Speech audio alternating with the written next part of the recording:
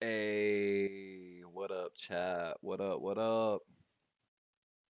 We got the Chief Chop going on here in Arrowhead. Man, is it raining? Yeah, it's coming down. It's going to be a sloppy game. It's going to be a good game at that point then because it's going to come down to all that running basically.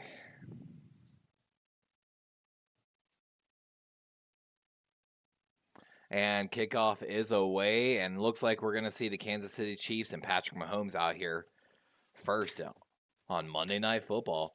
Welcome in, guys. I appreciate y'all getting this. Yeah, I was getting my drink. You know how it be. We got some new drink. We trying out a new 4 Rose whiskey tonight. And man, they're getting into the game so quickly that I'm just not even going to have a chance to get out of here. Mahomes rolling out to the right here. Pump fakes, makes a man miss. Short pass over the middle, and definitely missing his guy there a little bit. Making sure I get this up on my phone so I can keep track of everything there. Hey, my boy Joe Stevens. What up, big dog? What up? I got to get the, let me get Poe off the screen here. What up, dog? Welcome in, guys. Welcome in. 2nd and 10 here. Mahomes shifting the formation to the opposite side. Getting pressured, and oh, he goes down on the second play of the game. That's Hassan Reddick with the sack. And man, we were about to talk about how this Eagles D-line is ranked number 4 in pass rush according to PFF, and we're seeing it right there, just matched up on the right tackle. The Chiefs making it look textbook.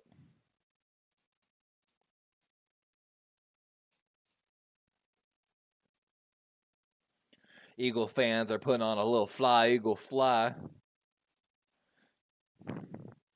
3rd and 19 after the sack. You know they're coming. Little screenplay set up, not much there. And oh, depleted at the 20-yard line. And that's a quick 3 and out for the Kansas City Chiefs. And there they're showing it there. Josh Sweat, Fletcher Cox, Jordan Davis, Hassan Reddick. And that's not even including Jalen Carter in that rotation as well, who the Eagles stole in this past draft, you know, if you were there with us live. So 4th and 15. Oh, I got to get the, hold on, let's get the game cast up. My apologies, guys.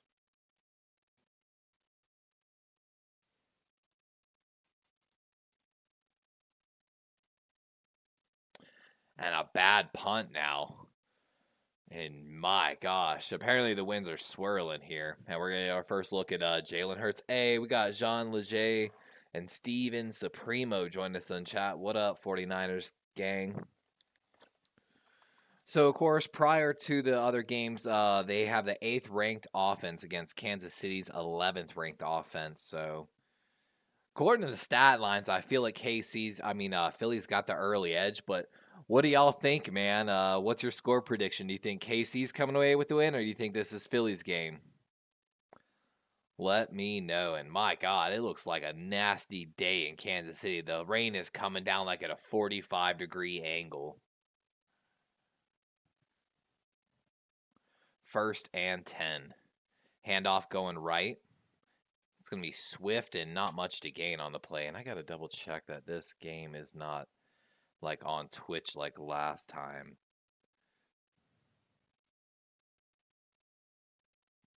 Let's double check that real quick.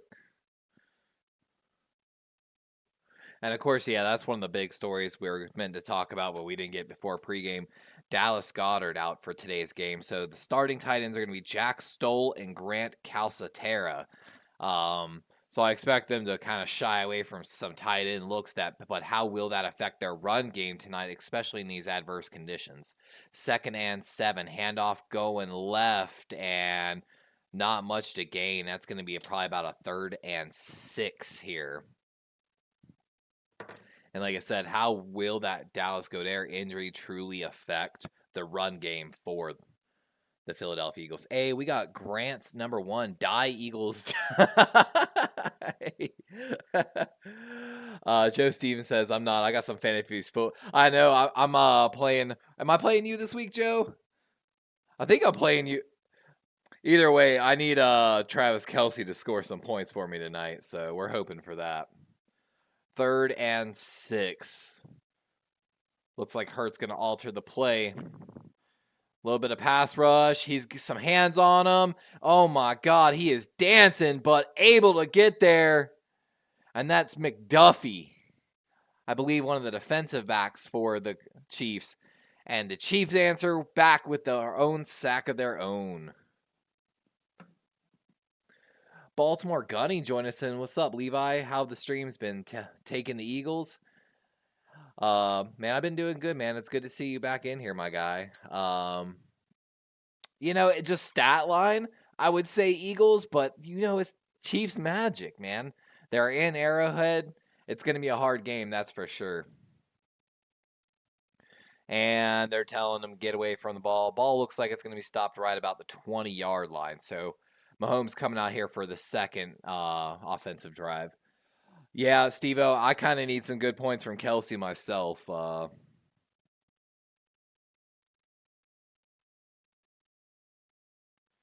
Let's see, double checking. I was double checking to see if Twitch had the game like last time. I guess that's only Thursday night football.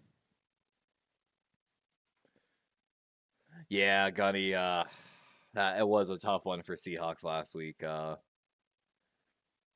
Logan's on the Chiefs side.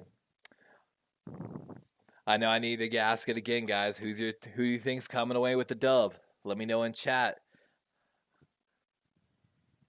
We got Baltimore Gunny, I think, taking the Eagles. We got Logan taking the Chiefs.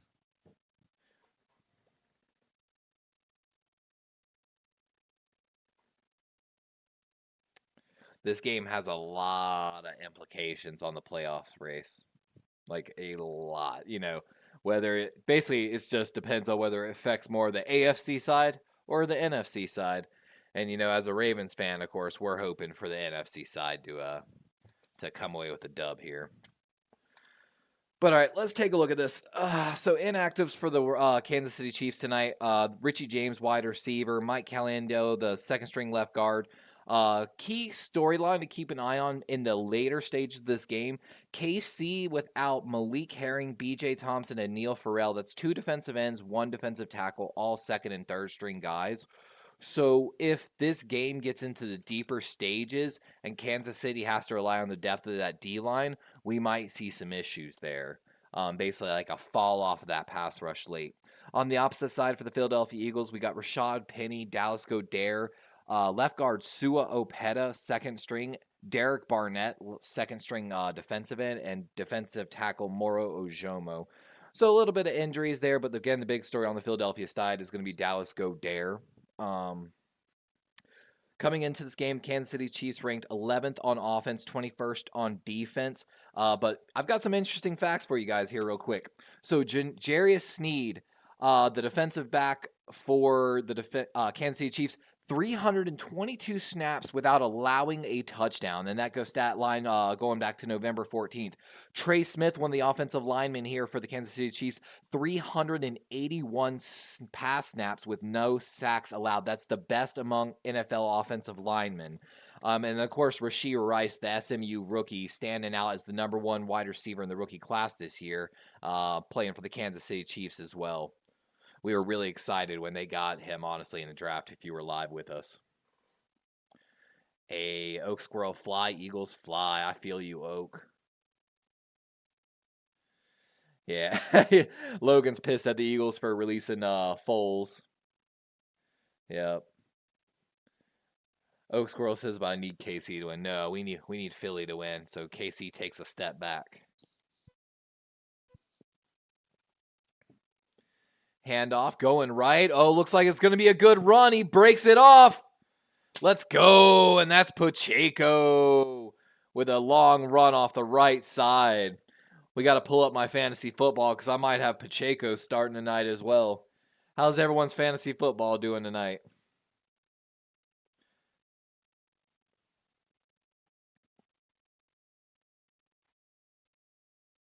Yeah, and I'm playing Joe Stevens tonight, guys. For those that don't know Joe Stevens, my boy from Joe Stevens Seahawks Talk, you saw him in chat earlier. We're playing him tonight in fantasy football, so I know he's rooting against Kelsey and Pacheco. Handoff up the right side, and another first down on the ground for the Chiefs. That's Kadarius Toney, actually, with the handoff for the Chiefs.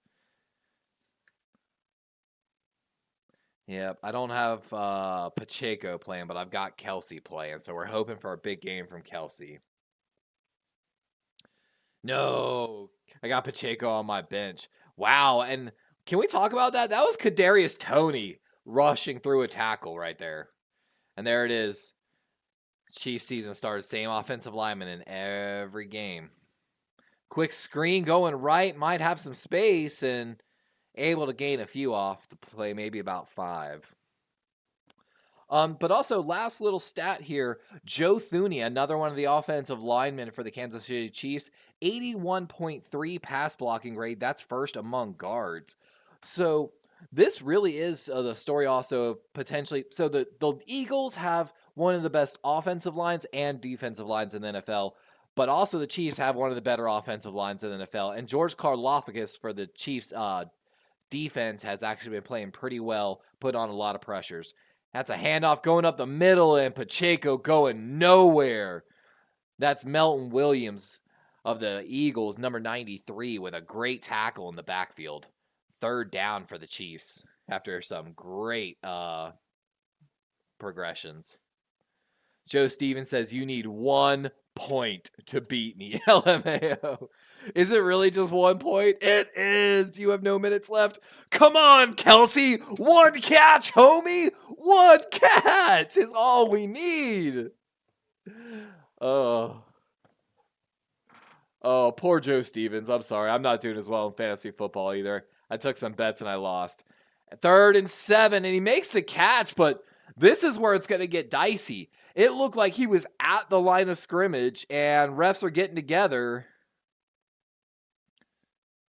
Oh, I think that's a first down. That's so close.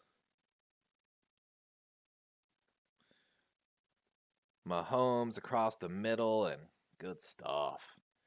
Just blitz, throw the slant, and just the Eagles defense got to rally a little faster to that ball, in my opinion. But yeah, on that replay, it looked a little short. Are we going to get a challenge? I hope not. It'll slow the game down so much. They're going to give it a first down, according to the spot of the refs. I doubt they use a challenge this early, 8:10 on the clock.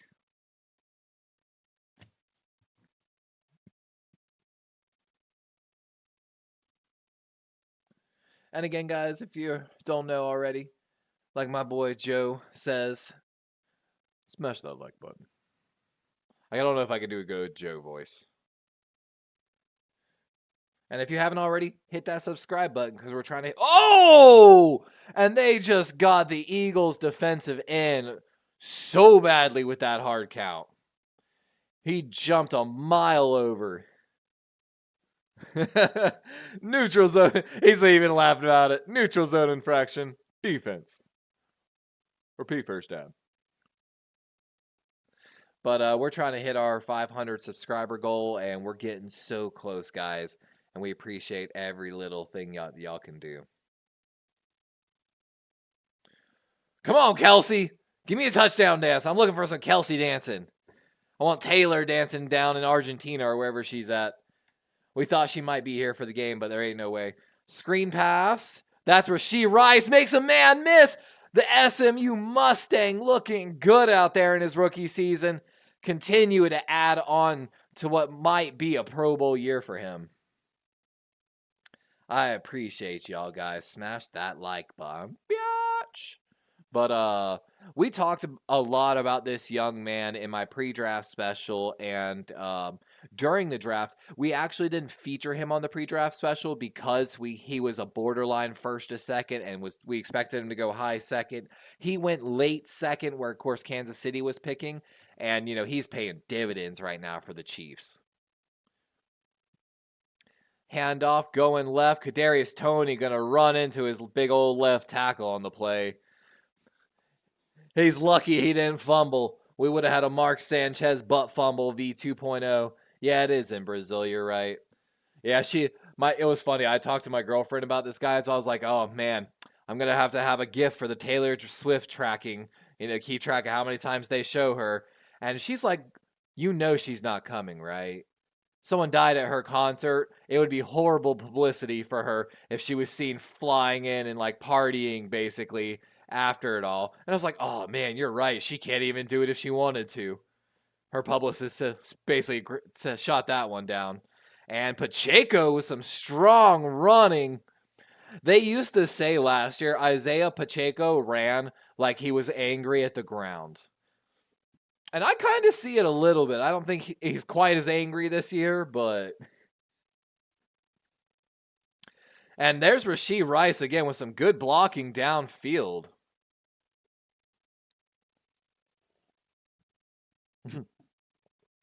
You got to love the instincts of the offensive lineman. You see him push Rashee Rice in the backfield. Mahomes, empty backfield here. So we got 5 wide. Motion man. I think that's Hardman. They're looking for the jerk route. Doesn't go back for it. Mahomes is going to scramble a little jump pass, and he's got a man in the back of the end zone.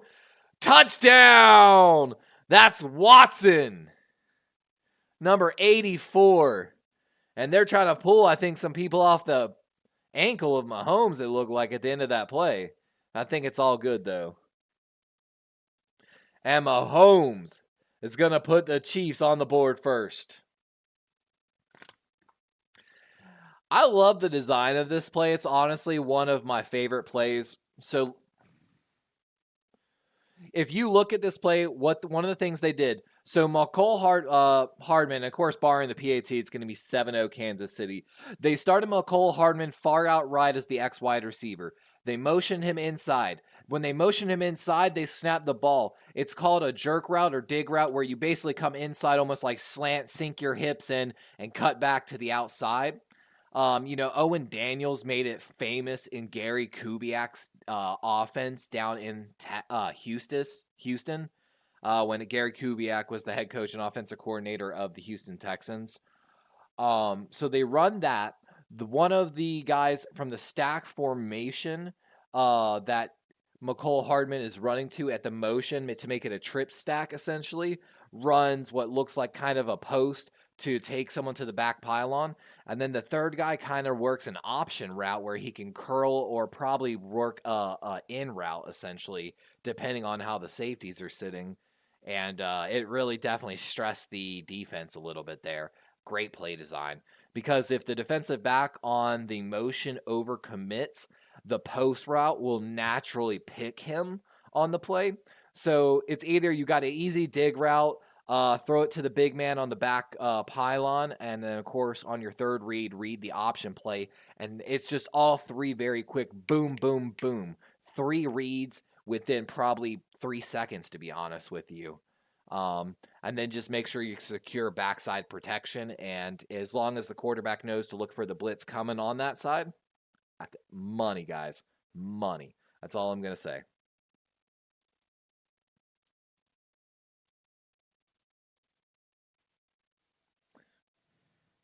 Eagle fans somewhere.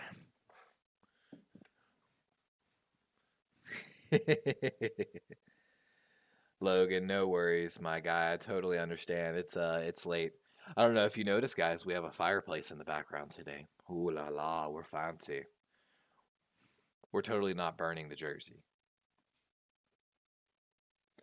But I hope everyone's ready for Thanksgiving. I don't know about y'all. I pulled the turkey out today. I got my turkey slowly thawing out. I like to go refrigerator method over the cold water method. How is everyone going to cook their turkeys? I'll be honest. The best turkey, and we're talking turkey because we're on commercial break. The best turkey I ever had, of course, we brined it beforehand. Really make sure it's real moist. Then we deep butter injected it and deep fried it.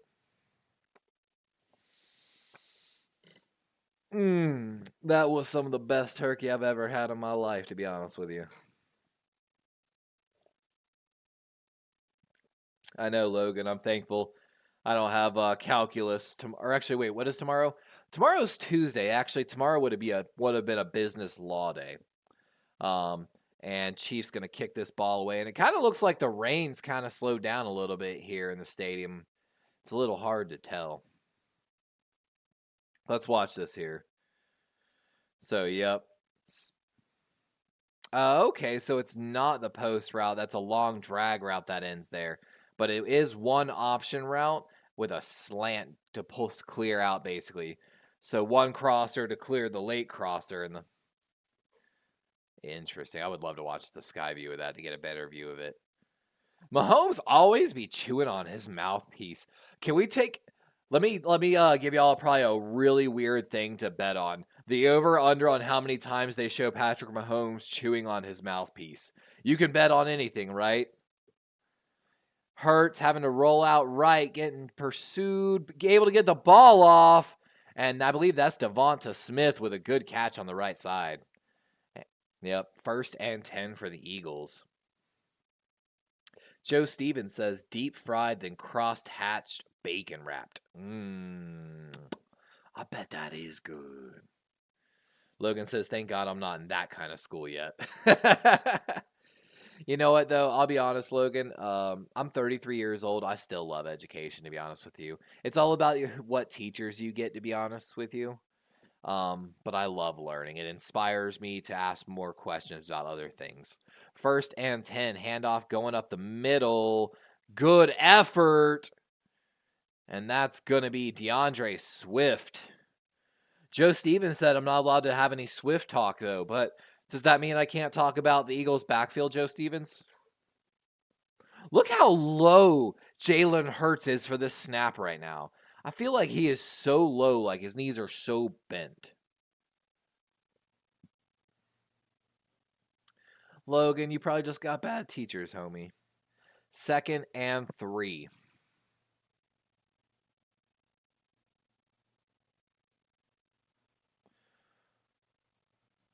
That's going to be Hurts making alteration of the play.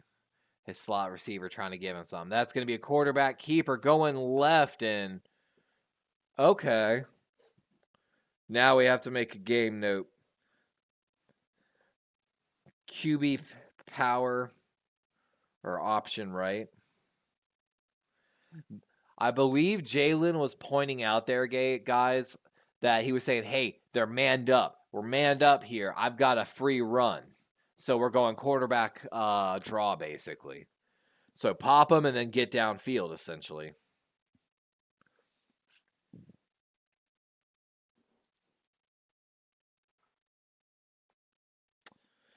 I would look forward to seeing that a lot, and that's something if it continues to work against the Kansas City Chiefs tonight, I would love for Baltimore to incorporate that into our offense a little bit, because we do run Lamar to a certain extent, and of course Lamar's always choosing the run himself at that point, which I like more. Oh, are we getting a new commercial for the new oh my gosh, Aquaman movie?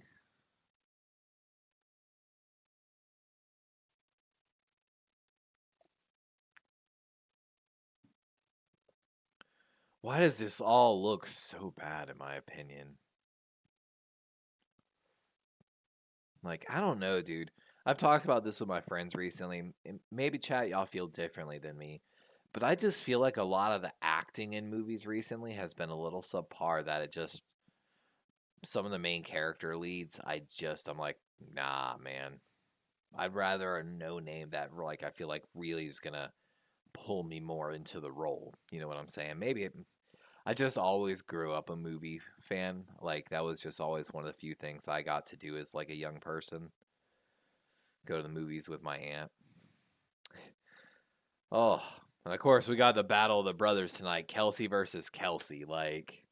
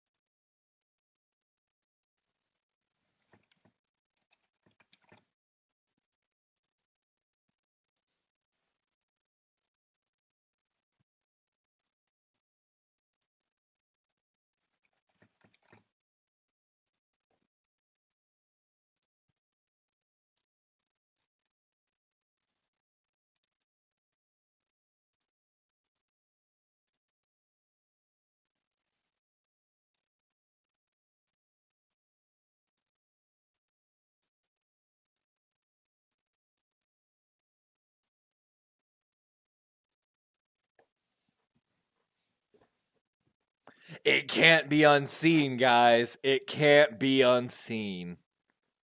If they didn't dress up like this on Halloween, they lose, in my opinion. 1st and 10. Handoff up the middle. Logan says, I've got 3 things to say. God bless America. God bless our troops. And Jalen Hurts is a... Aw, look at little Wyatt Kelsey imitating her dad playing center. Aw. That is so freaking adorable.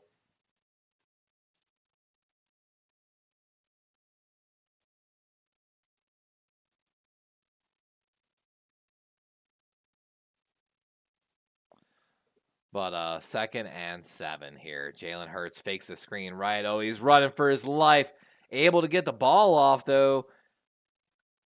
And that's DeAndre Swift, and we've got a flag down in the secondary, guys.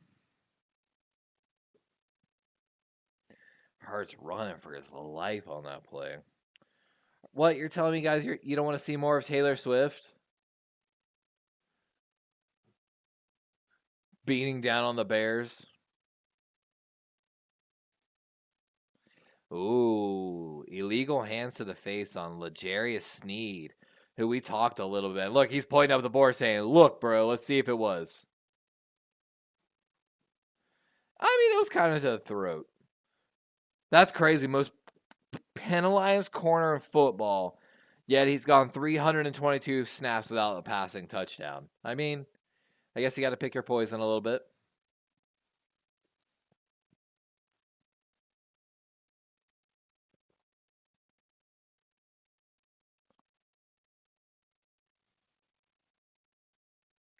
Logan says my dog is misbehaving.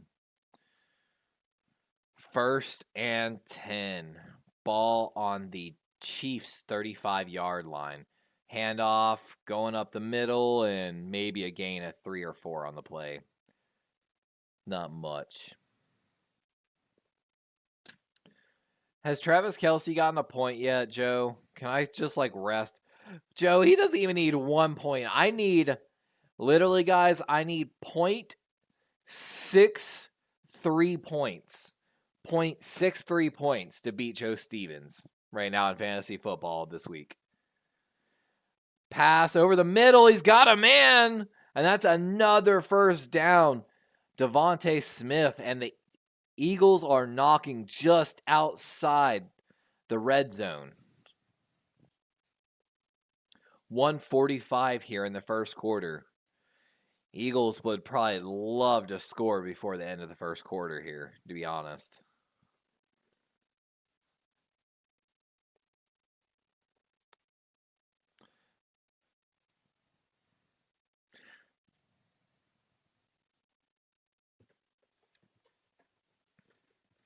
And this might be an area where the Eagles might struggle tonight because they are missing Dallas Goedert. Play clock at 1. Hurts having to roll out right and just going to dump this one away. And, anyone knows a quarterback loves their tight end down in the red zone. So, like I said, the Eagles might struggle tonight a little bit in their red zone offense. So Eagles coming into this game ranked as the 8th ranked offense, 11th ranked defense. Of course, one of the best offensive lines and defensive lines in the NFL. Ranked prior to this matchup, number 1 was Lions, 2 Ravens, 3 Colts. They're the number 2 ranked run blocking line according to PFF. And of course, on the defensive side, the number 4 pass rushing defensive line. It's a battle of the trenches, and the Eagles are winning most of the time. 2nd and 10, delayed handoff, looked like a little miscommunication. And DeAndre Swift getting some good blocking, still going, and down at the 4-yard line at the 1st and goal. And I mean, guys, if you are an offensive lineman growing up, you just got to watch the Eagles offensive line. Watch this. Kelsey going to pull out. Kelsey out there, 5, almost 10 yards downfield, hits a man and just struts his stuff basically. 1st and goal. Handoff. Swift pulling it right. Edwards from the Chief wants a flag, not going to get it, and Swift is in for a 4-yard touchdown for the Eagles. And with 31 seconds, we're looking at a tied football game here.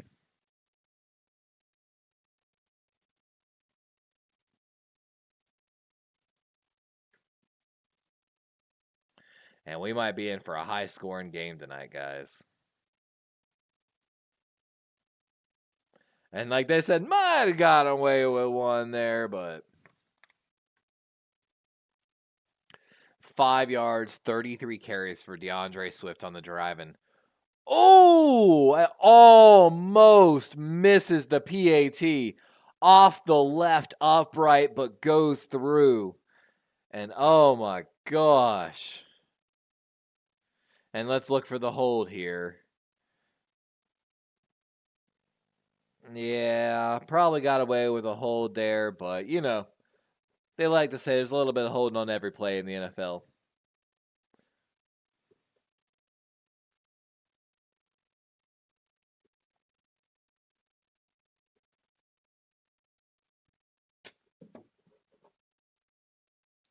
Come on, Travis Kelce. We're looking for one catch, my guy.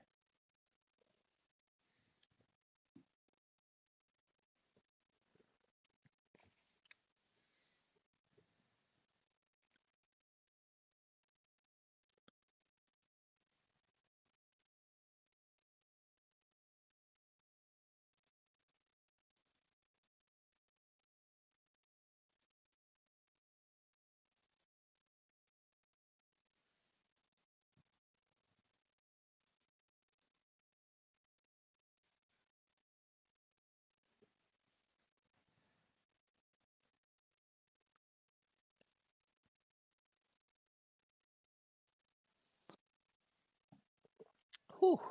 I ain't gonna lie, guys. One of my favorite things, the reasons I switched from my normal Crown to this Four Rose whiskey is they had a gift set, and the gift set was 2 whiskey ice cube molds of roses. And I might break one here out later on the stream for y'all.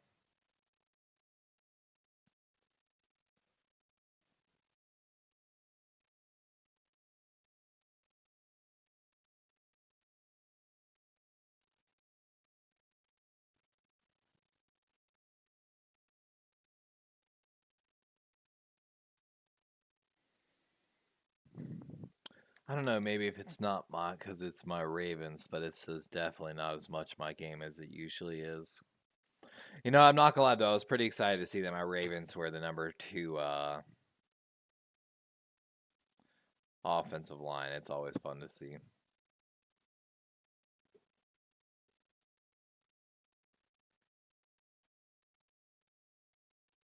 And Andy Reid having a word with the refs after that play, talking about the holding is my guess. So let's watch it again.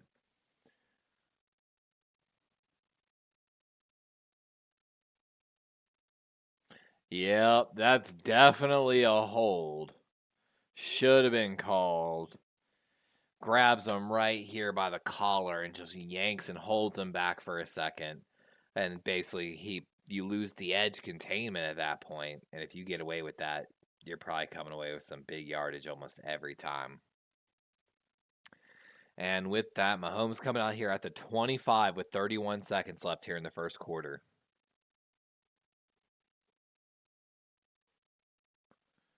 And McCole Hardman, we've got an injury update dealing with a thumb injury.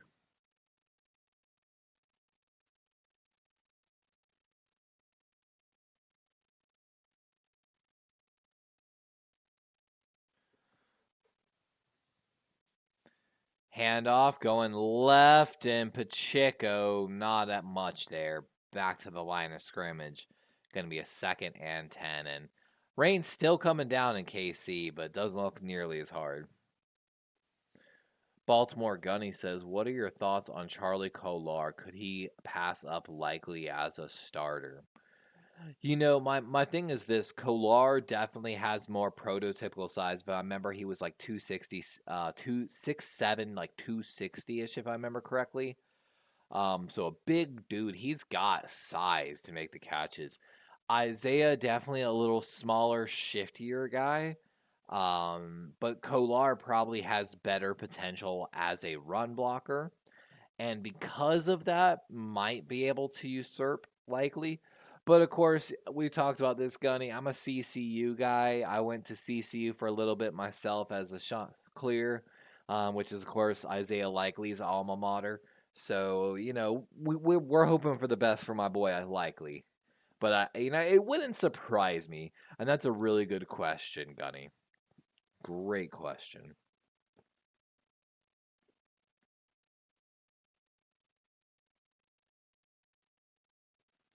I'm excited, guys. I don't know about y'all. Do you think you potentially might have? I know the Ravens think they do, but a Rookie of the Year candidate. Rashee Rice, technically the number one ranked rookie wide receiver this year, but Zay Flowers, when he gets the ball in his hands, is like next level. You know what I'm saying?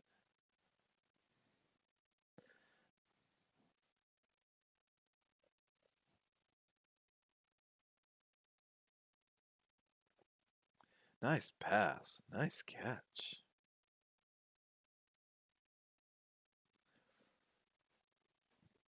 I don't know if y'all feel like me, but as a Baltimore Ravens fan, we're in a small market kind of deal. So whenever I see another Ravens fan somewhere, my girlfriend likes to make fun of it. It's just one of those ones like, hey, hey, and just like this instant connection. Like anyone that has like a Baltimore thing,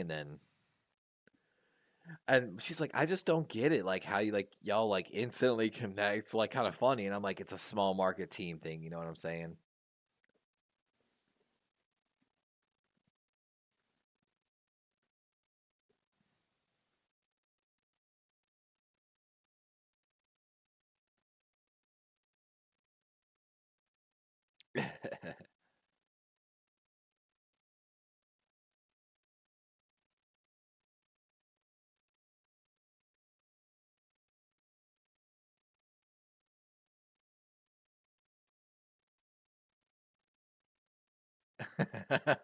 I like that betting commercial. CJ got that Rook of the Year on lock, unless oh, that's so true though. CJ Stroud has definitely got Rookie of the Year on lock.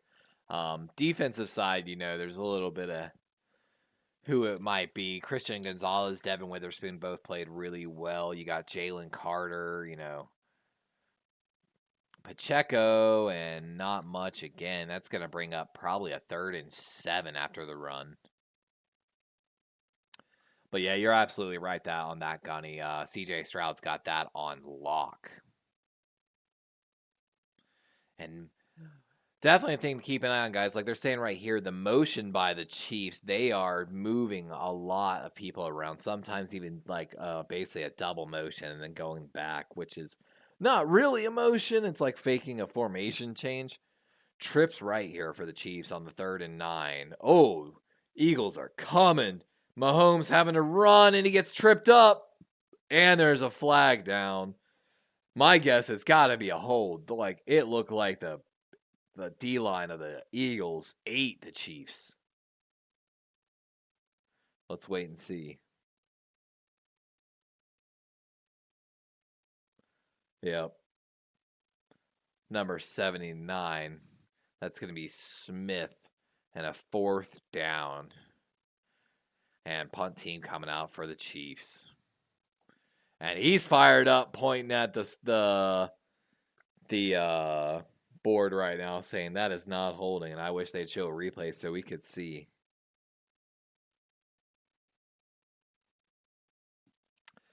And we're normally accustomed to seeing the Chiefs get some calls their way, and the calls are actually going against the Chiefs tonight.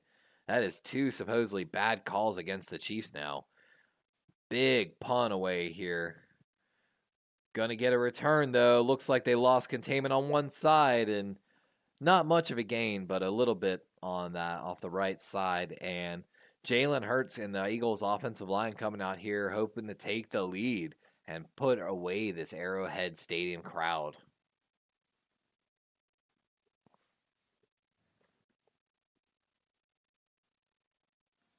I'm not going to lie, guys. Like I said, I'm kind of hoping a little bit for the Eagles to win just so that, the Ravens can get a higher seeding.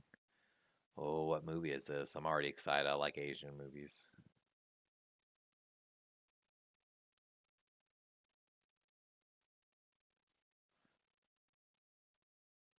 Fox Shogun. Was that Daryl Grimes, like the guy from Walking Dead right now? Like,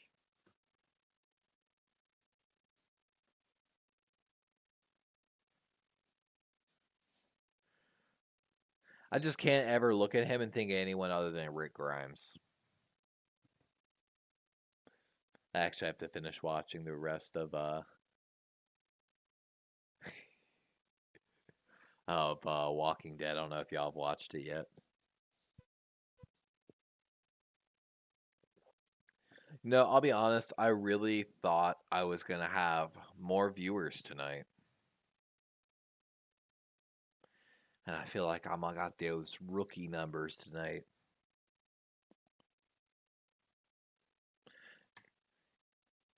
You know who I blame? What I blame? Myself, guys. I need to do a better job. Insert that sound bit. More energy, more energy, more passion, more passion, more energy, more energy. Now flare.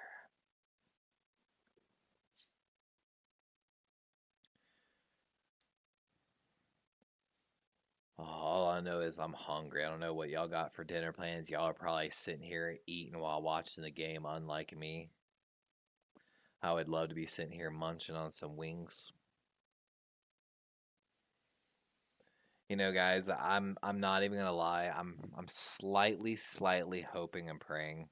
I know this is slightly selfish of me that Grossi raids my channel at halftime, and I can just hit that 500 subscriber goal. Like so close, guys. And it would mean a lot to me here on the channel. Like y'all don't even understand.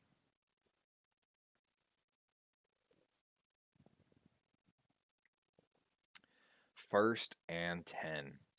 Blitz looks like it might be coming from the Chiefs. They bring no back out a extra D line. And good punch attempt by the defensive back there of Sneed. And A.J. Brown with his first catch of the day.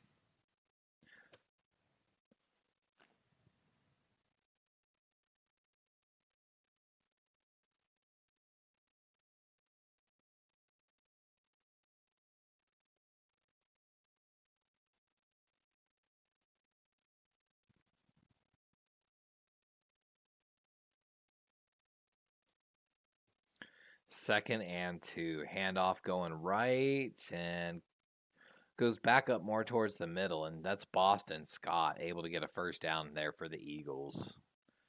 And 13 minutes here into the second quarter. Or left, I'm sorry, in the second quarter.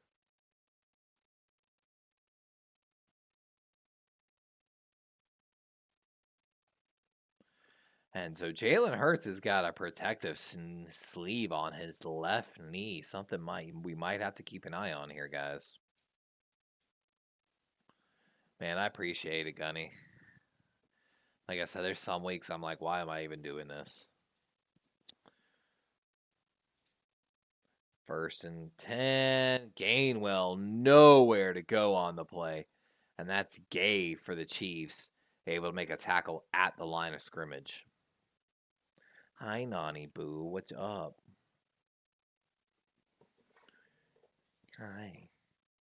I know. Don't worry. I won't pick you up. I know you hate getting picked up. I know. Wanna hop up here? Yeah.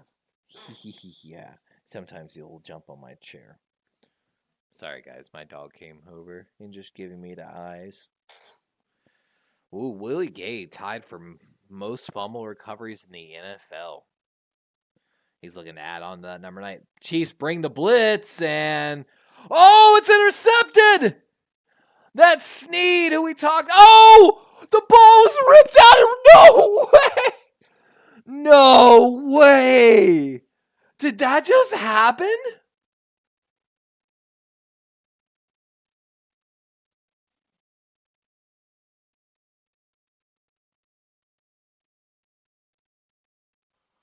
It looked like A.J. Brown had ripped the ball out after the interception, but technically, I think he's going to be down right. I don't know. He kind of got up. That was such a great interception by the Chiefs player. And yep, he looks like he touched him slightly while he was down. I don't know. It looked like he got touched. And A.J. Brown rips that ball out grown man style and takes it. Oh, they're going to take a look at it because it's a turnover, guys. And this could get overturned as an interception. And during the recovery, a fumble by the defensive back and recovered by A.J. Brown potentially. Potentially. Which, if that happens, guys, you can count that on ESPN 1,000% tomorrow morning. That will be all over every sports talk show tomorrow. I feel like regardless, like...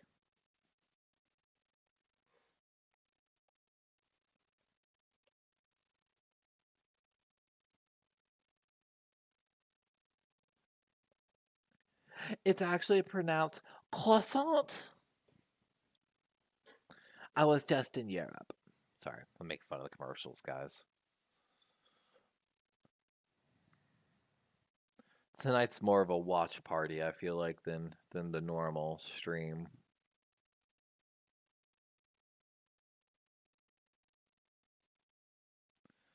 That's why Aaron Rodgers called him Mr. Pfizer, because he's doing the COVID-19 shot commercials.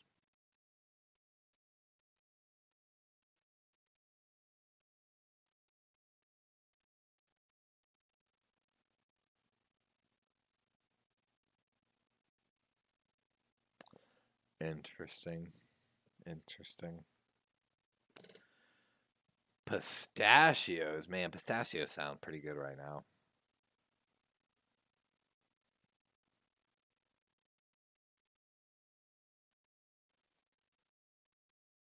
Azo, what up, my guys? Yeah, when we were live Sunday, the chat was popping. A lot of people were asking if I was going to cover this game. I told them I was, and as tired as I am, and as much as I could be playing like Stardew Valley with my girlfriend right now because she loves playing Stardew Valley. Man, my camera.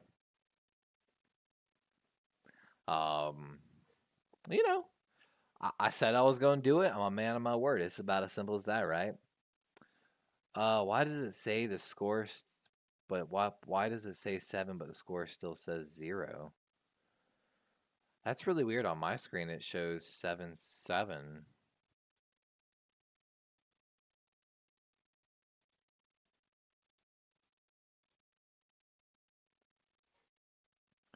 And they're going to rule it an interception, but like I said, I think he actually kind of got touched. Yeah, his foot touched. Yep, right there.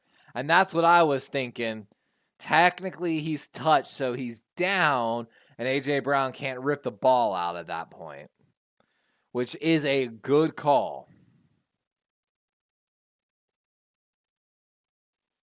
And A.J. Brown, yeah, beat him so bad off the line of scrimmage. He wanted the ball with some air under it, and that's actually a bad throw by Jalen Hurts. And we need one catch from Kelsey to beat Joe Stevens in fantasy football this week. And Mahomes just can't get the ball to him. Mahomes going to slide down here for a short gain, and that's going to bring up what looks like a 3rd and 4. And A.J. Brown having some words with Jalen, very heated on the sideline. And I would be too. I got a GIF, guys, of how badly basically who was it? Garrett Wilson beat a player.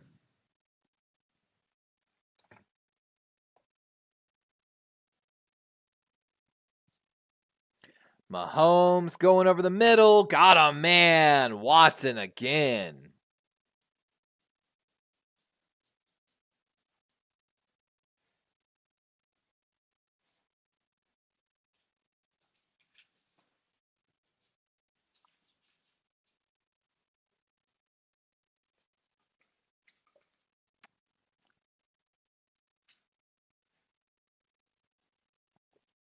First and 10. 9:59. Chiefs looking to get ahead almost across the 50-yard line. Draw play up the middle. Good run by Pacheco. Still going. And a gain of 9 after a really strong run by that young man.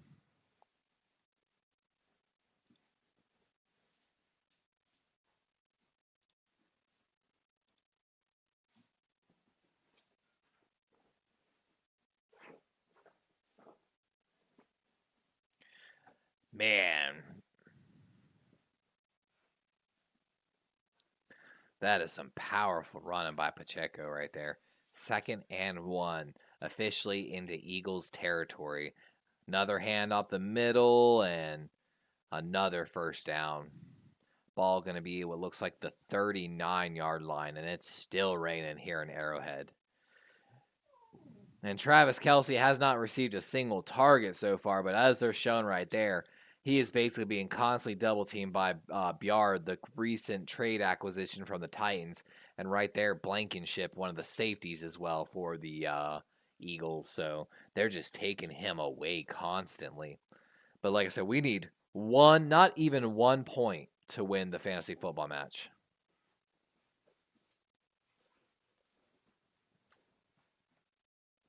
There it is! And with that, I can say we beat my Joe Stevens in fantasy football and won our fantasy football matchup this week. Let's go! Hey, can you teach me how to Dougie?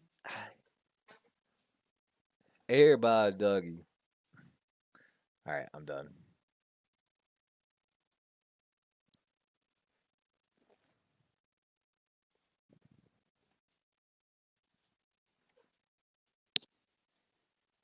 Second and 2. Mahomes rolling out, getting chased, gonna little just pump fake, and he's out of bounds on the right side, but not after picking up a first down. 7:45 on the clock here in the second quarter.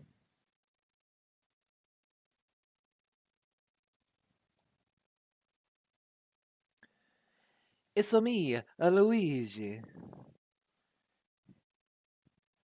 It's me, Mario. It's me, Mario. It's Luigi. Edwards-Helaire, left side, big run, and another first down. And out of bounds in the red zone. Chiefs are knocking on the door.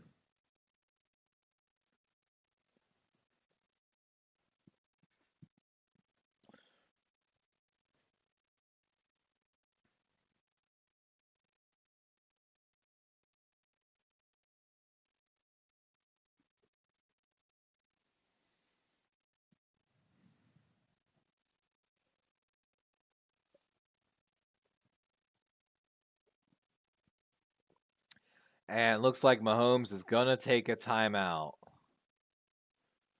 Ooh. And Andy Reid kind of looks like he's yelling, telling him to stop, I think. Like, interesting body language there by Andy Reid to Travis Kelce and Patrick Mahomes, who look a little frustrated. And, man, why they got to shop showing these KFC commercials, these snack wraps? I really want one, like, so bad. I want a mac and cheese wrap so bad. What time does KFC close? Never mind. We've both been drinking, and I can't afford DoorDash right now. But we are gonna look at what time KFC closed because your boy might go get some tomorrow.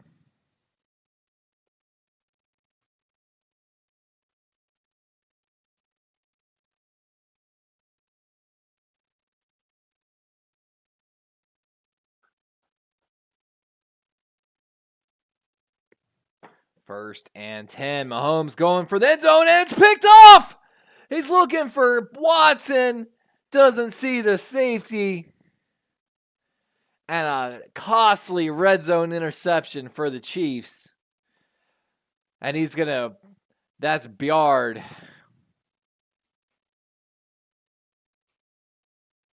Byard, I'm sorry. His first interception for the Eagles after coming over from the Titans, and oof, we've got a game, guys. He's gonna slide by the way in the end zone, so they're gonna get the ball out of the 20-yard line. You know, I've heard some people saying that, like, critiquing the Napoleon movie, saying it's not accurate and all this and yada yada. I don't know, man. The Napoleon movie looks like it might be pretty good. Maybe it's just me. Azo says, I got Philly on this one, so let's go. I know, actually, I'm kind of hoping for a Philly win just so it helps Baltimore seeding a little bit.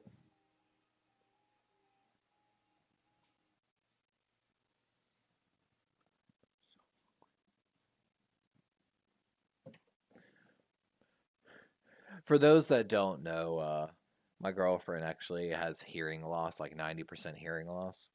So we say some things sometimes in sign language, like this actually means I love you in sign language. So, and what I hate is that it became we hate that it became very popular, like it was in the show on Netflix called You. Um, but I've always thought I was a little naturally good at lip reading, and with my security and training and stuff like that, and profiling, psychology, stuff like that. And of course, she's always naturally done it because she has 90% hearing loss in both ears. So a lot of times we love to just lip talk, basically. So even if we both have headphones on, if we're out in public somewhere and we don't want to actually like say anything out loud, we're able to sometimes have little conversations together without actually saying anything. I think one of my favorite things about us.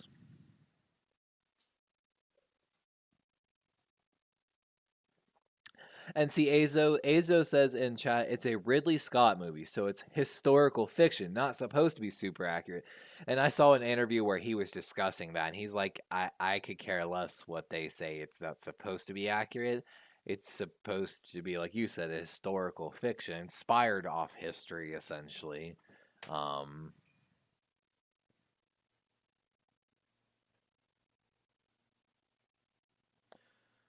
oh yeah, your boy wanted to look up what time KFC closed.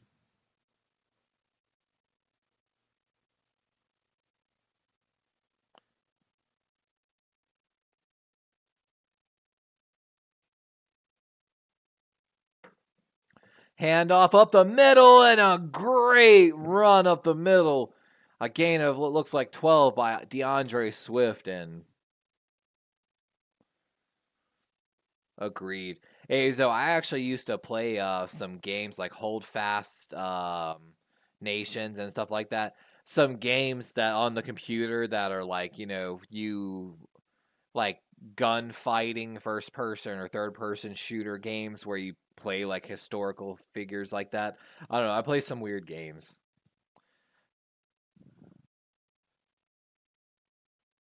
Hurts pressured, and that's going to be a sack. Number 95, that's, I believe, Chris Jones, who got paid. And all the KFCs closed within like 50 minutes of me. That's so sad.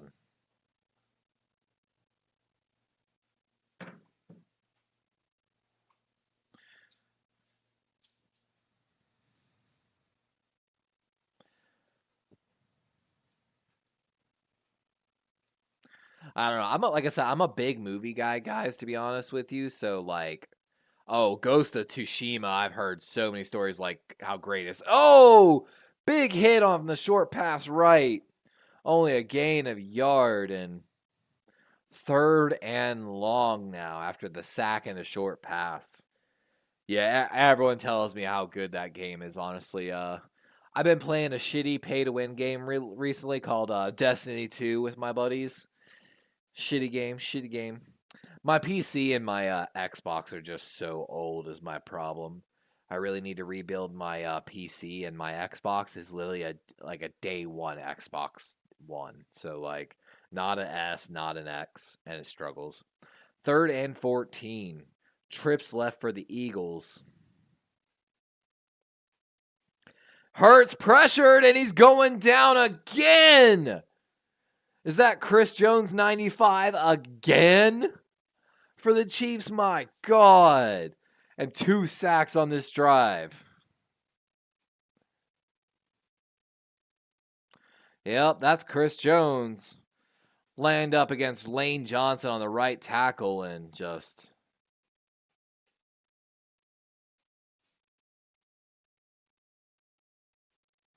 Man, blown play by the Eagles and a punt. Unable to capitalize on that interception. And Kadarius Toney on the return. Oh, making some magic. Makes a couple miss. He's still going. He's across the 50 and down at the 44, it looks like, of the Eagles.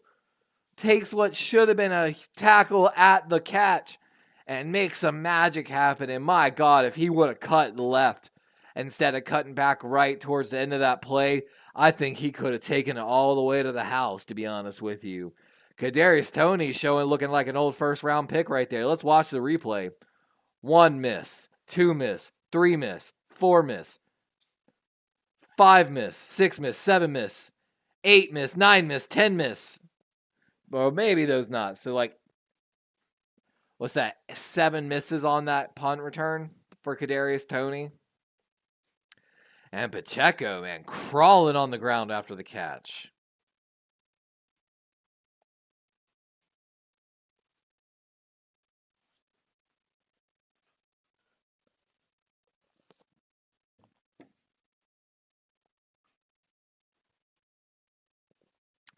And for those that don't know, maybe Kadarius Toney is part of it, but technically the Chiefs are coming into this game with the #1 special teams in the NFL, and Kadarius Toney probably has a lot to do with that.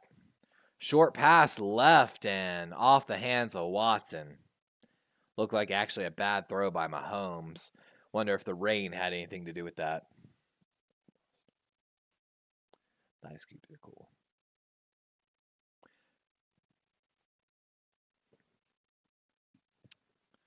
You know what? Actually, I might refresh my beverage. Will you do me a favor?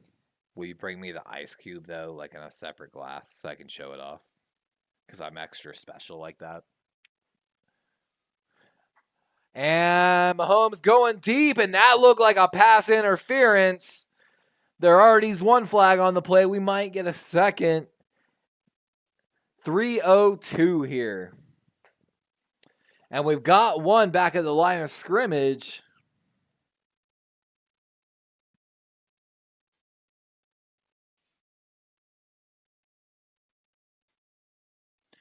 And that's an offside spot on the defense, which is why Mahomes took the shot.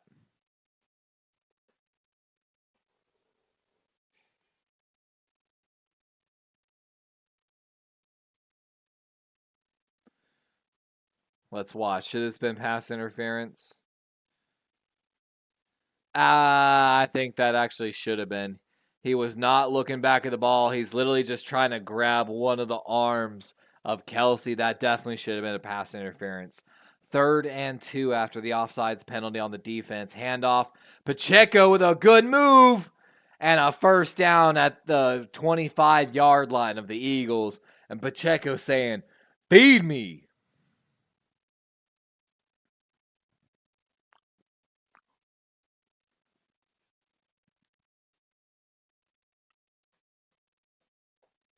And Pacheco with a great move, and looked like one of the defensive end of the Eagles was definitely looking for a flag there.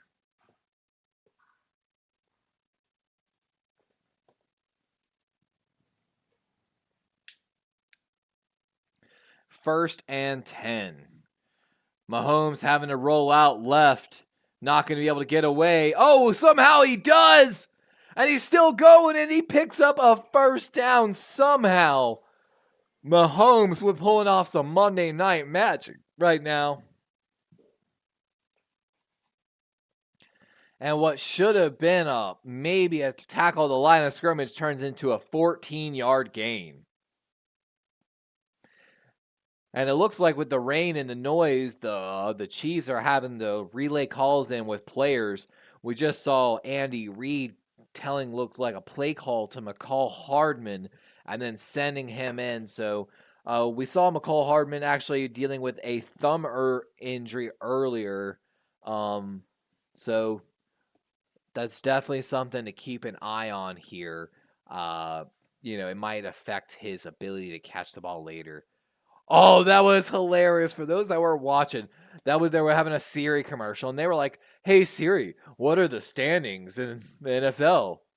And then it just didn't respond, said nothing, looked like it froze up, and then they cut to the next commercial. Siri sucks. Doom, doom, doom, doom, doom.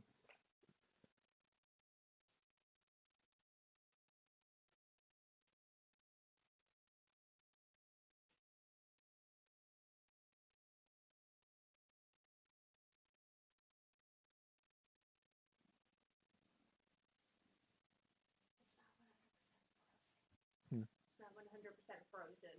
Okay. Oh. So we got the drink. Let's see if we can show it off here. So I'll try my best. Make sure there's no water. It's a ice rose. Ah! I was trying to get the water. It did not work.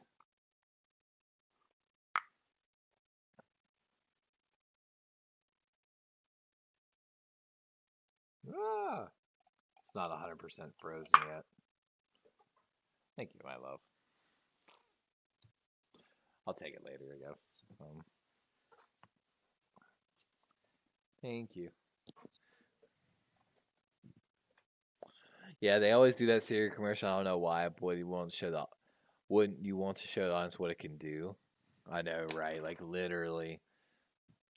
How funny would it be if they're actually doing that? Because there was a trend for a while. People would be like, when you're gaming, be like, "Hey, are you gaming on an Xbox?" Yeah, why? Xbox, shut off. And it would play so loudly through their speakers that the Xbox would recognize it and turn off their game console, basically. So it'd be really funny if it was kind of similar to that.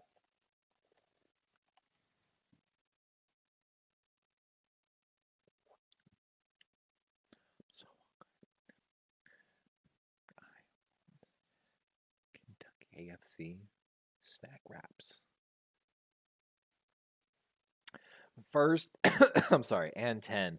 Ball at the 11-yard line after the scramble. That's going to be a handoff to Pacheco and maybe a gain of 2 or 3 on the play. Second and goal. Not goal, but basically goal at this point. That's hilarious, ironically. Azo says, my wife uses iPhone. Ironically, that's what Siri does most of the time. That's what I'm saying. Siri was a good idea. They need to incorporate ChatGPT into it, but they can't because Microsoft's one of its largest supporters. And of course, if you've been following the tech industry, there's a huge storyline going on right now with ChatGPT, OpenAI, and Microsoft, and Sam Altman, whatever his name is, and he got kicked off the board, and yeah, crazy storyline. 2nd and 7, 155. Draw play going up the middle, Pacheco, and he's going to be down at the 5-yard line. So it's going to be officially a 3rd and short, but like I said, at the 5-yard line. So essentially 3rd and goal.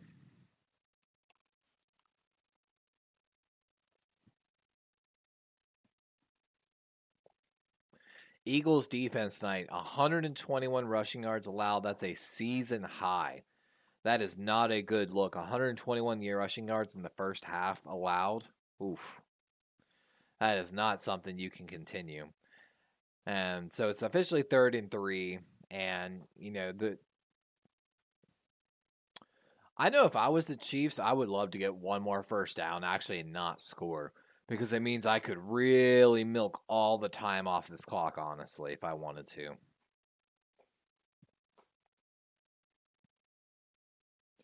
Third, 4. Mahomes looking left. That's Kelsey. He's in. Touchdown. Extending my lead on Joe Stevens. And with that, it looks like it's going to be a 14-7 game. We can officially put up the Kelsey.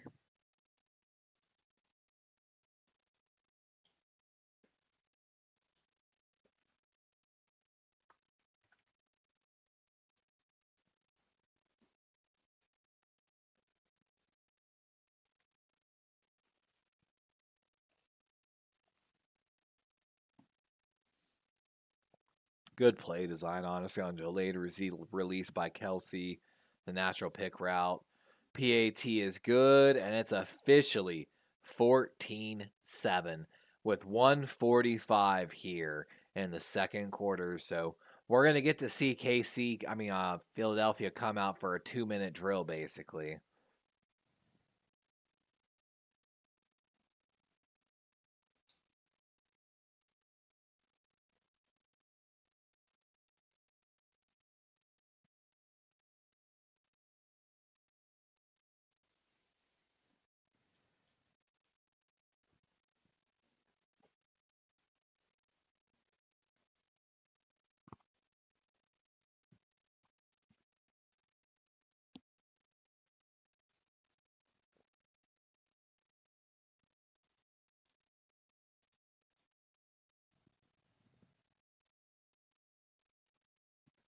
That's how I learned why the Michigan Wolverines don't have an animal mascot.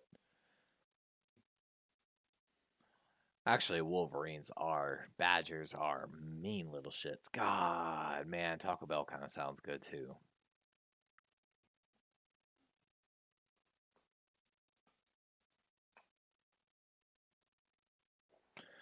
Once it's seen, it can't be unseen.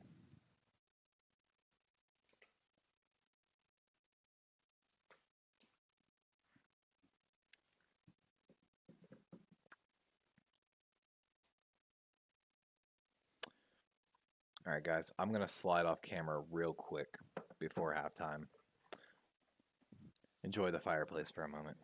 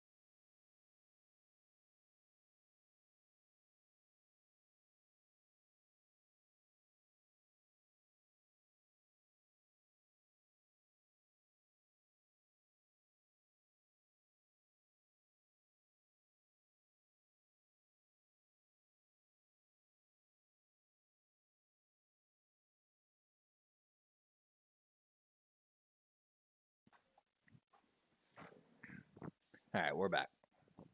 Apologies. And of course, they're saying right there, Nick Sirianni, the head coach of the Eagles, wants a pick, offense or pass interference. But I mean, tagging like they're saying he didn't establish a blocking posture, not really enough to call it. 1st and 10, 1:45. Chiefs bring a blitzer. He gets there. He strips. And Trent McDuffie's able to get a strip sack on Jalen Hurts. Looks like Hurts might have been able to recover, but loss of 9 on the play. Not a good way to start this 2-minute drill for the Eagles.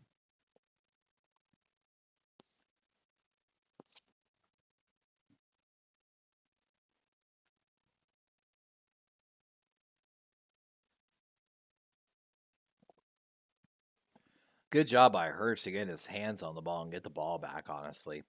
2nd and 19. Chiefs might bring some. They don't. Short pass right, and maybe a gain of 4 on the play. That's going to bring up a 3rd and 15 here. 58 seconds after the catch goes out of bounds, or the receiver goes out of bounds, I should say.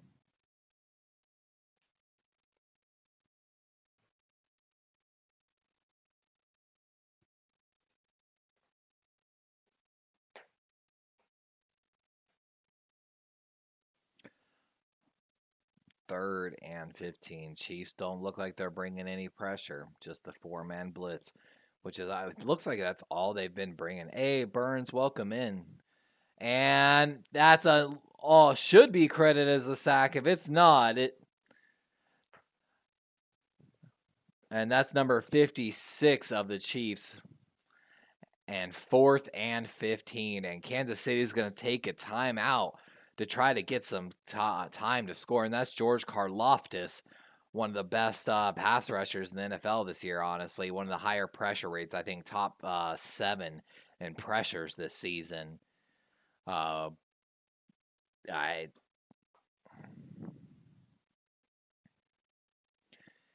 the Chiefs are going to have no timeouts, but they're going to get this ball back with a little less than 54 seconds. Let's wait for the official number here. Punt is away. A shanked punt. Tony's going to get a chance to get a good return, and Tony is across the 50 and down out to the 45 of the Eagles. So Chiefs almost in field goal range to start this drive with 44 seconds on the clock, it looks like. Mahomes looking to make some magic happen on Monday Night Football. Welcome in, Burns. If you're a first-time chatter, welcome, my guy. I knew a guy named Burns out in Arkansas.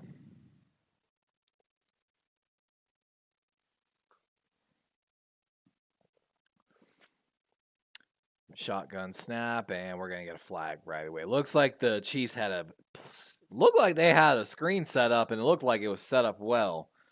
But we're going to get a false start against number 74 of the Chiefs. That's Jawan Taylor, I believe the right tackle.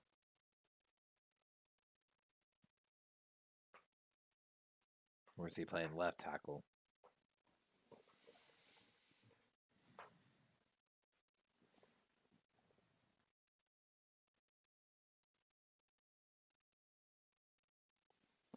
First and 15. Pushes the Chiefs back across the 50-yard line. Mahomes rolling right. Just going to throw this one away.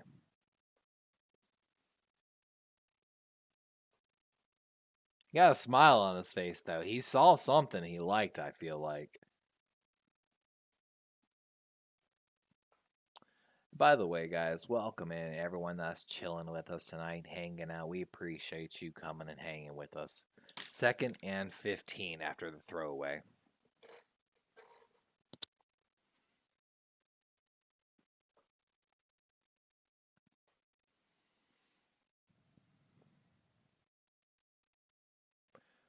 Pump fake over the middle, and a drop by Watson. Had an easy catch over the middle.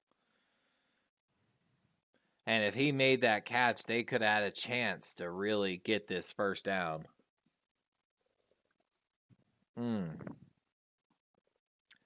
So let me give you, if I got any younger viewers, a coaching moment here. Do not leave your feet to make a catch unless you have to.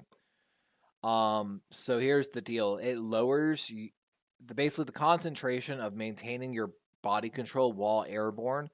Takes about 20% of your ability to make a catch away.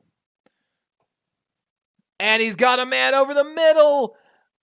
And that's Watson making up for that. That's the wide receiver, 84. And they're going to snap the ball and put it down in 17 seconds. And it looks like Mahomes is pleading for an extra flag. It doesn't look like he's going to get it.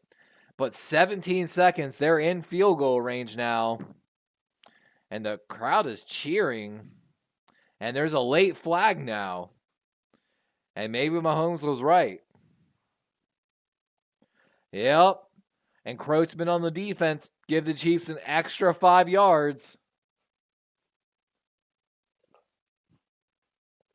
Chiefs might get a chance for a touchdown here.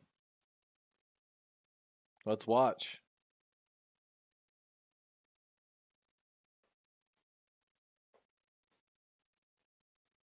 I mean, that's smart. That was.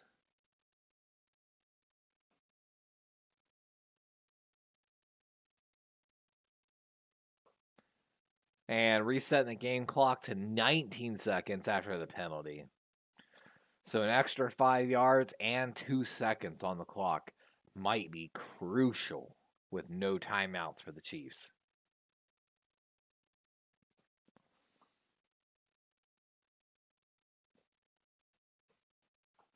Little short pass left. That's McKinnon, and he's got a first down, but they've got to stop the clock.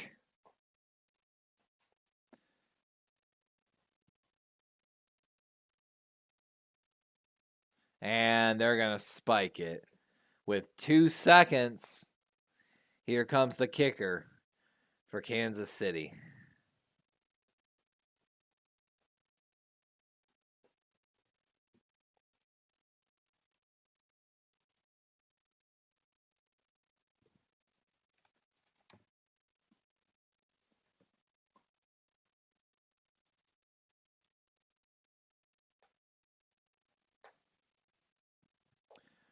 "43-yard attempt here from Butker, the kicker of the Kansas City Chiefs.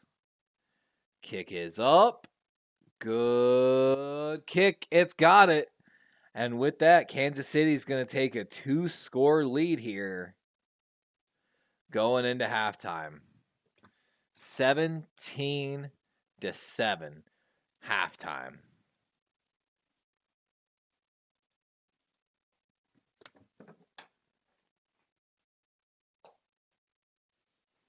And with that, guys, like we talked about earlier, that's going to put me ahead of Joe Stevens. We're kind of hoping for Philly to win, but Kansas City looks like they might run away with this a little bit, to be honest with you.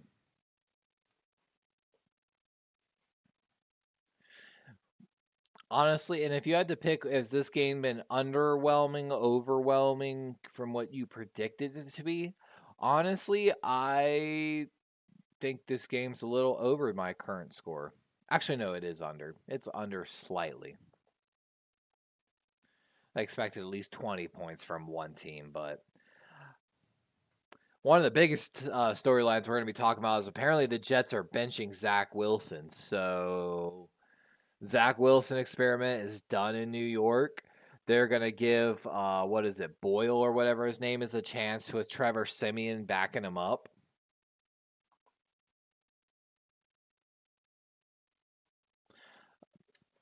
Poor 49er fans, of course, they got the news. Talanoga Hufanga, torn ACL, done for the season. Raven fans got a glimmer of hope, of course, that Mark Andrews has a small chance he could return for a deep playoff run. Might not be as serious an injury as we thought, but we'll see about that.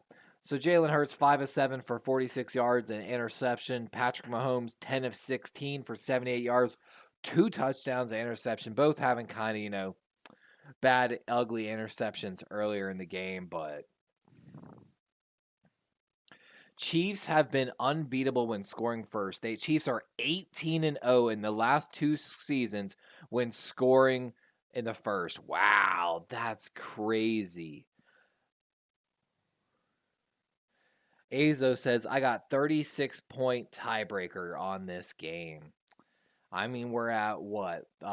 24 right now, technically. So, on a pretty good pace, I'd say, for that. Disheartening news for Chargers fans. Joey Bosa, foot sprain, likely headed for IR. So, Joey Bosa going to miss some extended time out there in the LA side. Broncos, Kareem Jackson suspended for a second time now. Of course, like we said, Boyle going to get his start versus Miami. Wilson demoted now to QB3.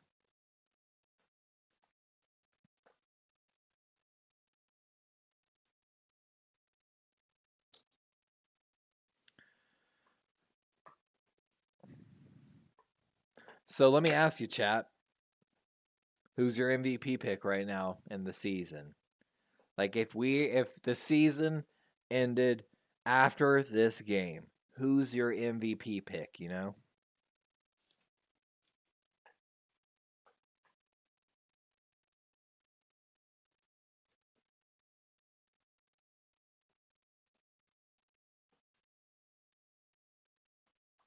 Of course, there's the DoorDash commercial now as I was thinking about ordering DoorDash.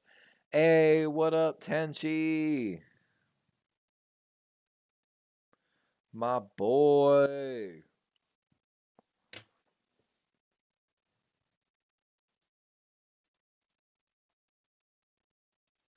Hey, I hope you had a good day at work, my guy.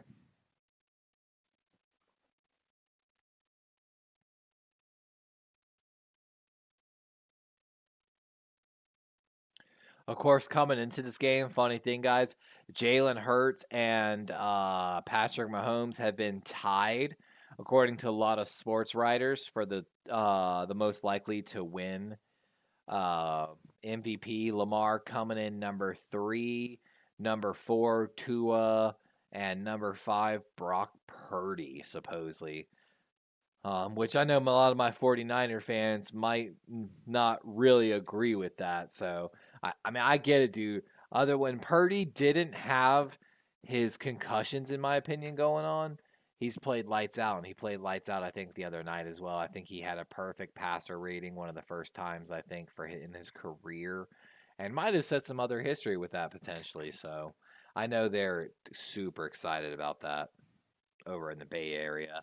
Because, for a while, he had a couple bad weeks, and, dude, people were hating on him. Like, all right, we got Chris Berman's fastest 3 minutes. I want to see what this is about.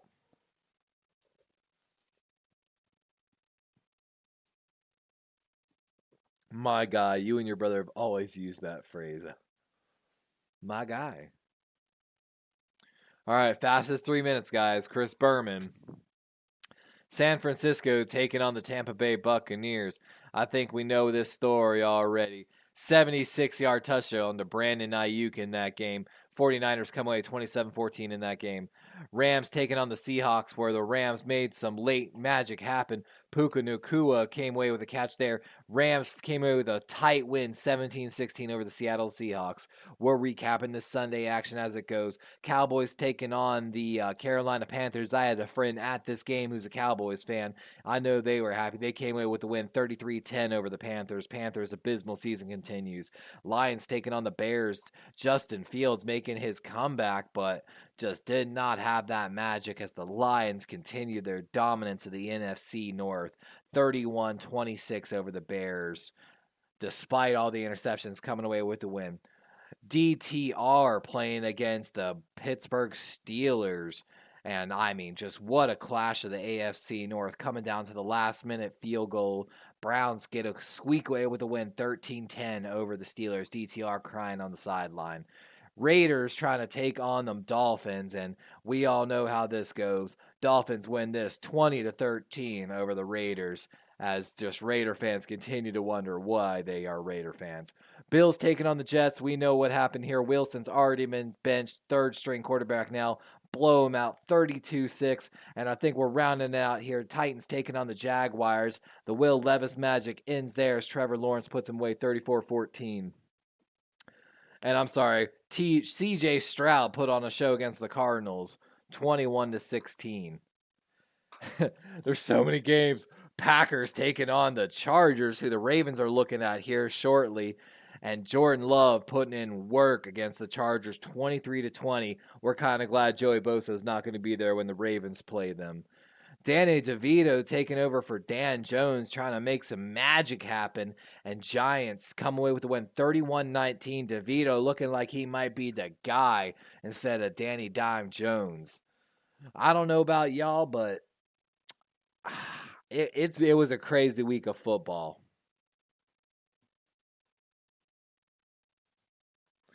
Tenchi says, my prediction is Tua just because look how he's turned around the dumpster fire that was the Dolphins. Yeah, you probably could argue that without Tua, the Dolphins would not be the Dolphins, honestly. Yes, I know your brother, and I don't have a pick, though. How do you know my brother? BS, you know my brother, Azo.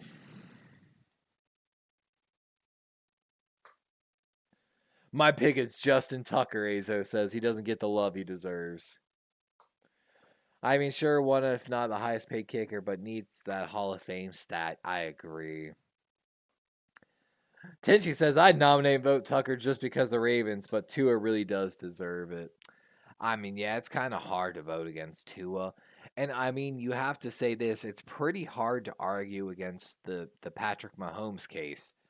Part of the reason, a year ago, hey, what up, Penguin? They traded away. I know you're finally happy. Your Bills got Zach Wilson benched. But,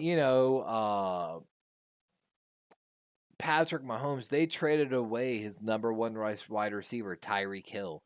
And yes, he has a number one tight end, but a lot of guys have had number one tight ends,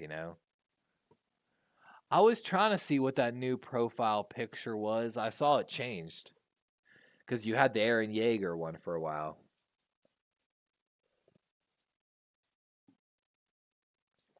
Intimately.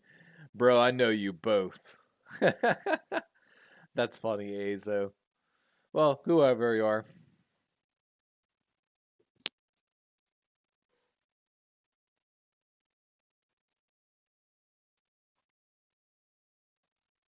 I've been telling you. Yeah, you kind of have, I think.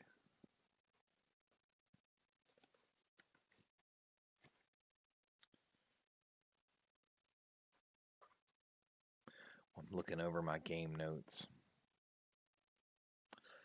Honestly, the D line for the Eagles has been kind of shut out. But we talked about it. Trey Smith and Joe Thuney of the Chiefs have been playing outstanding. I think this could have been the Eagles game if they got ahead early and basically forced could have got more into their running game. Because the Eagles' run team has been really good as well, but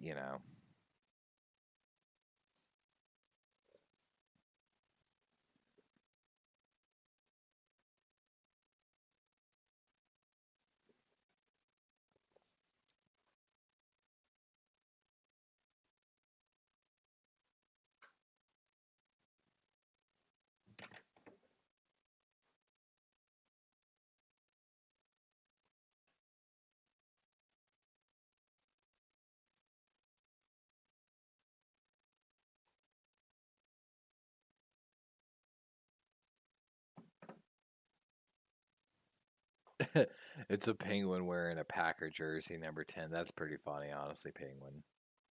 Hey, Zo said it's funny. I was looking for a live play-by-play of the Seahawks versus Ravens game, and I found you. And as soon as I heard your voice, I had to do a double take. That's hilarious. Pretty funny, Azo. Now you got me like slightly wondering.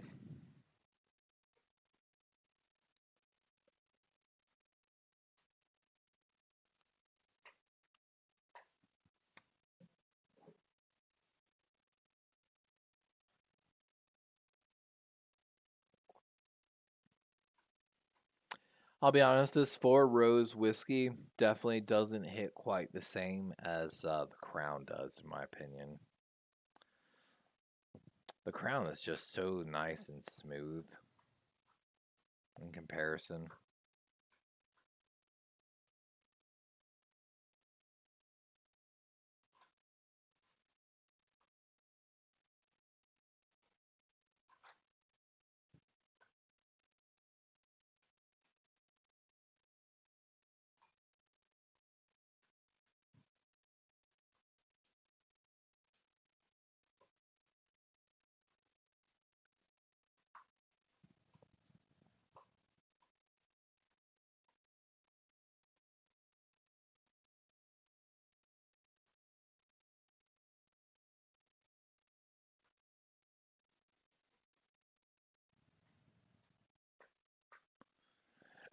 And then I messaged Frank, was like, yo, is this who I think it is, right? Okay, that confirms I actually do know you. That's hilarious. Absolutely funny. Yeah, I was living out there in Colorado with Frank for a while. Penguin says, "Do you think the Packers have a chance at winning on Thanksgiving?" Who are they playing on Thanksgiving, by the way, Penguin? I'm not sure. Penguin, are you ready for Thanksgiving? Come on over, man. I've got plenty of extra turkey. I'm making turkey, mac and cheese, bacon fat green beans, mashed taters. I got a butterball, 10-pound butterball turkey. I'm thawing out right now. I'm trying to figure out what dessert to make and what kind of bread I want to make, to be honest with you. But we're going to have way too much food at our house down here in Florida, so come on over. He says, no way. Okay, so they're playing the Lions. No way the Packers are beating the Lions this year. I agree with Tenchi. I think the Lions, for once, are going to come away eating that turkey knob. You feel me? Like, Azo said, I bought a bottle of the Aphotic Inferno wine. I was more impressed than I thought it was going to be. You know, Azo, I'll be honest. I wish I could tell you. There's a bottle, a San Antonio, Texas-based winery that does a red blend. I wish I could tell you the name. I could identify the bottle off the rack immediately. Oh, it's so good. It's so good. Handoff going right. Not much there. Maybe a gain of 4. And by the way, the red blend, it literally tastes like Kool-Aid, but its alcohol percentage is actually incredibly strong. So it gets the job done. And it just, it pairs so well with like steak and like, oh. I miss drinking a little bit of wine, to be honest with you. Penguin Ghost says, Lions can S the D is what he says. That's what that emote means. 2nd and 6. Handoff going right. I know, I'm trying to think Azo. And like, people that know my brother. And if you're looking for the Ravens-Seahawks play call, you must be a Ravens fan. Is it PJ? No. Man, I'm so hot. I went in your channel and looked. I was looking at who you subscribe to. I saw you subscribe to League of Legends. So, Azo, I know you're one of my league buddies on top of that.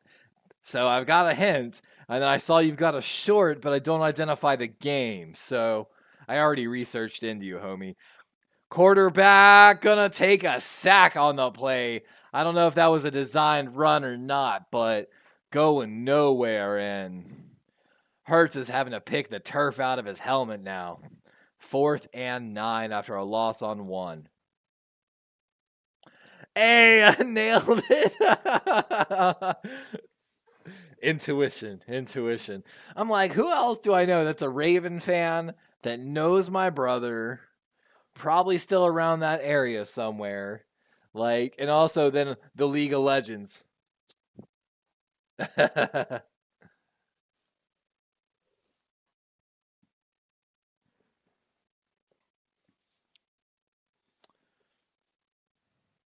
You know me. I'm trying to be that scout, son. Azo says I'm impressed and flattered. It's kind of funny, guys. One of the games I play with my girlfriend a lot is, for those that know, like, we're heading to commercial, so I'm going to talk about life a little bit in general. Me and my girlfriend have a fun game. There was one day she was sitting at her computer, and when you log into Microsoft, it brings up like a random picture from somewhere usually. And it's now a game called GeoGuessing, and I love GeoGuessing, honestly. So she joked one day, where's it at? Because it's just some random picture. So me, I just taken a dab, had a drink, I come over. Well, based upon this grass, it's definitely somewhere in Northern Europe. The rock structure also hints to that as well. And she's sitting there kind of like laughing at me. And I'm like, you know what? I'm going to take a wild guess here. I'm going to say Wales. And she literally looks at me. She's like, is that even a country? I'm like, yeah, it's right beside England. So like North England, if I'm not mistaken. And of course she clicks, where is it at? And it says Wales. I ran around my apartment like a black guy that had just heard the funniest joke in history. For like 10 minutes straight, I was just running around like, oh! losing my mind basically. And we had a good laugh about it. And then ever since that moment, every time she turns her computer on, it's become a game for us basically. Penguin says Packers going 3-6 both years. Hopefully this year is Packers playoffs. I slightly hope Penguin. I kind of thought the Packers were going to be able to pull something off this year. So, hey, what up, my boy Chad Mears? Chimera says the Bill Empire has returned. The Empire strikes back. It's okay. It's okay. Someone will come to strike you down in the playoffs. Maybe like a purple bird or something like that. Especially when you end up having to come to the bank and you're not going to be in the Bills stadium. Logan says, eat your vegetables. I cannot agree more. My girlfriend didn't like vegetables when I first met her. I made her bacon fat green beans. I changed her life. I made her some Parmesan crusted asparagus. I changed her life. I made her also some bacon fat collards and turnip greens. Changed her life. And even broccoli. It don't need no cheese. Just a really nice olive oil with proper salt and pepper. Beautiful. And of course, I'll tell you this, guys. Let me give you like some food advice before we get back to the game calling here. Look at what vegetables are in season currently. Those vegetables are usually just, I'm telling you, you can seriously taste the difference. And broccoli is one of those ones for me. Broccoli when it's fresh and broccoli when it's towards the end, like halfway through the season, like seasons essentially schedule, tastes vastly different. I'm telling you. 1st and 10 after a good Isaiah Pacheco run left. Toss play going right. That's Travis Kelce in. By the way, Azo, I'm glad to know that what I'm doing to try to get into the Google algorithms and get found is working. And we've got holding against the offense going to back up the Chiefs here. Azo said, coming to the bank with that bad check. You know it. That's a good saying. I like that. Michael, 1980, joining us, said, that's right. Ravens win the Super Bowl. Hey, this really might be our year, Michael. I'm usually, Azo knows me in real life, man. I'm usually like, I'll call it as I see it. Like, I'll be optimistic, but I'll be like, hey, we better off, like, not making the playoffs and getting a higher pick. Some years. Like, when Tyler Huntley and Lamar was hurt, like, so. Draw play going left and good run. I believe that's Edward Helaire, and he's still going. Penguin says, I go deer hunting, and this year we have a good deer on the camera. I'm trying to get him. Oh, man, that sounds like fun, honestly. What's funny, Azo, if you know my brother, Azo, when we were younger, my stepdad tried to take me and my brother hunting, but Arthur would not shut up. And we couldn't go hunting, basically. Logan says, taking my melatonin and going to bed. Hey, Logan, let me give you this fact before you go to bed. Melatonin helps you go to sleep, but it does not help you stay asleep. So while it may help you go to sleep, it does not ensure a good quality of sleep. So please do be careful of that and be understanding of that fact. Quick science on that. Quarterback scramble by Mahomes, and it's going to bring up, I think, a 3rd and 1. Azo said, we've been building for a while. I think we have what it takes. It's just a matter of making the right calls. Absolutely, Azo. Absolutely, my guy. 3rd and 3 officially after the quarterback scramble. And then I'm going to get to Chimera's comment. I'm going to play it in character because I like D&D. I would love to run a D&D channel. And like, what's funny, Azo, is I would love to run a D&D channel and get a 3D printer and some resin mold sets so I could sell dice sets and stuff too. Mahomes almost sacked and able to get the ball away, but too high for his receiver. I think that was Kelce, and punter probably coming out there. Let's see. All right, Chimera, I'm going to go in character for your comment here, so don't mind me, Chad. I'm going in character to please. Our ascendance is inevitable. A day, a month, a decade, it matters not. We hold the patience of stone and the will of stars. The Ravens' striving is insignificant. Let your defeat be the same. Okay. But anyway, we're about to go all fucking Jaeger on you bitches. I'm about to go Captain Levi and just tear you a new one in the playoffs, my homie. Because I'm Levi and I'm taking the Niners at Levi Stadium in the playoffs. No, all right, I'm done.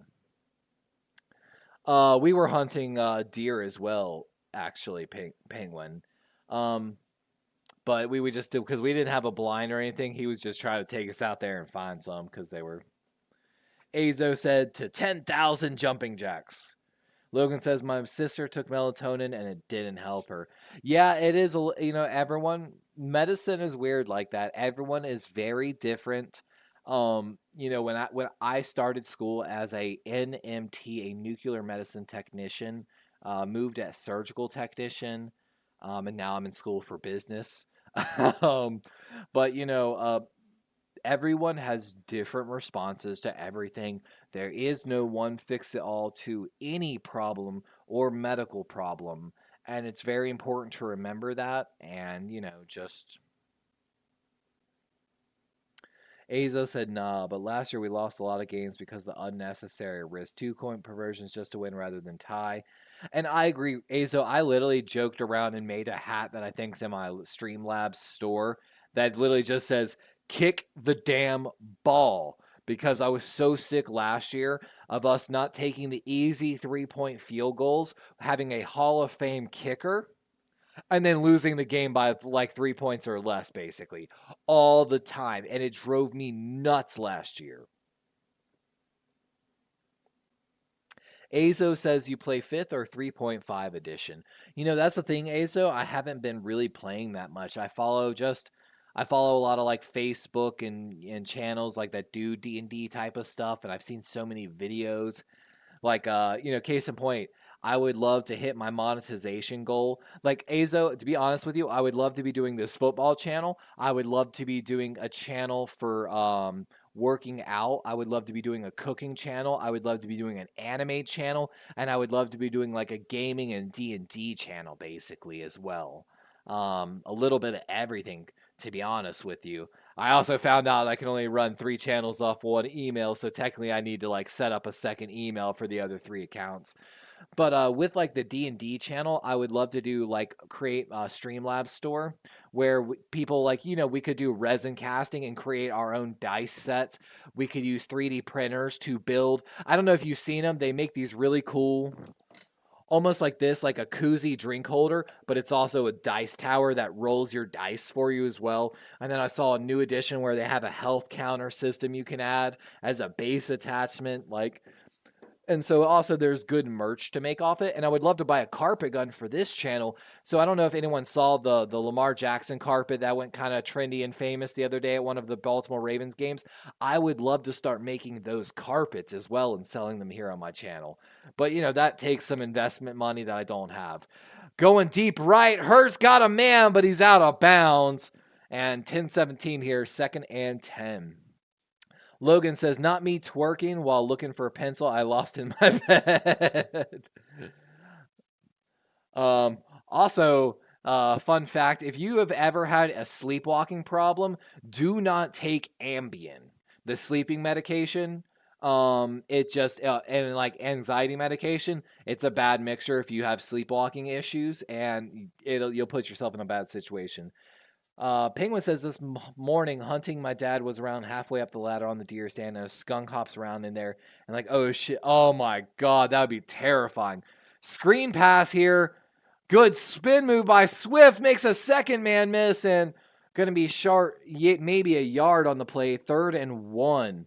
And oh my god, Penguin, a skunk hopping out of my deer stand as I was climbing up to it would be one of the most horrifying experiences in life. 3rd and 1.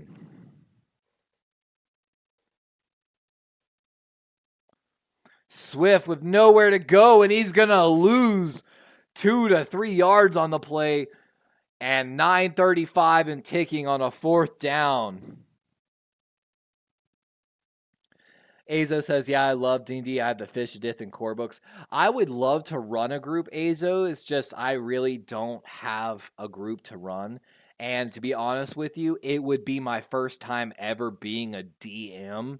And like that's the thing, I think I would slightly love being a dungeon master, but I've never done it before as well. And so, no one's perfect, especially on their first try. And I don't expect to be good on my first try. Tony makes 2 men miss, makes a 3rd man miss, and tackled just short of the 30-yard line of the Chiefs. And Tony showing some Pro Bowl returning moves right now. You know, it's funny, Penguin, talking about hunting. I had a dream last night. I feel like because I've been drinking more recently, I've been remembering more of my dreams. I've got theories on that. But I had a dream last night, guys. I was running down, I was walking just on a trail somewhere, hiking, and all of a sudden 2 guys came running at me, just hauling ass. And I'm like, what's going on? Like, they didn't say nothing to me, just ran by me. And behind them comes like a mountain lion, like a cougar, basically. And I was sitting there, and of course it stops chasing them and eyeballs me. And I'm looking at it. I look at the tree behind me to maybe I can jump up and climb it. I turn, look back, look at it, and I just square up. And before it even lunges at me, my dream ended. Chimera says, look around you. The Bills are poised to become the greatest team in the history of the league. We have forced the empire to surmount all previous dynasties to span eternity, and it all requires the termination of one incompetent coordinator. Chimera, you sounding a little Aaron Yeager-ish right now. You might have watched too much Attack on Titan. I'm messing with you. Azo says, I usually DM and it's exhausting, but I love it. And I can imagine it's exhausting. You know what's funny, Azo? All right, so I had one of the guys on the Facebook thing recently. He fun idea. You run a campaign, and you actually have 2 DMs run the campaign simultaneously. Now, here's the thing. One DM's job is to try to kill the party. It's other DM's job to make sure the party truly gets through and wins the campaign. They're not allowed to tell you which one's which, and it's also slightly their jobs to try to confuse the party and to keep it interesting. So you should never know which DM to truly trust. You know what I'm saying? And I actually thought that was a pretty interesting concept, to be honest with you. I was like, you know what? It would take a lot of communication and kind of thinking out and planning it. But I was like, that sounds really cool, to be honest with you. Penguin says, when I was 7, I shot my first deer with a crossbow, probably around a 4 point.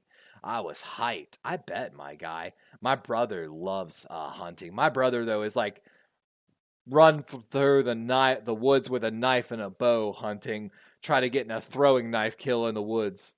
8:59, handoff going up the middle, Pacheco, and he's going nowhere, maybe even a loss on the play. Hey, so that's what I'm saying. It kind of sounds cool, to be honest with you. When I heard it, I was like, well, I mean,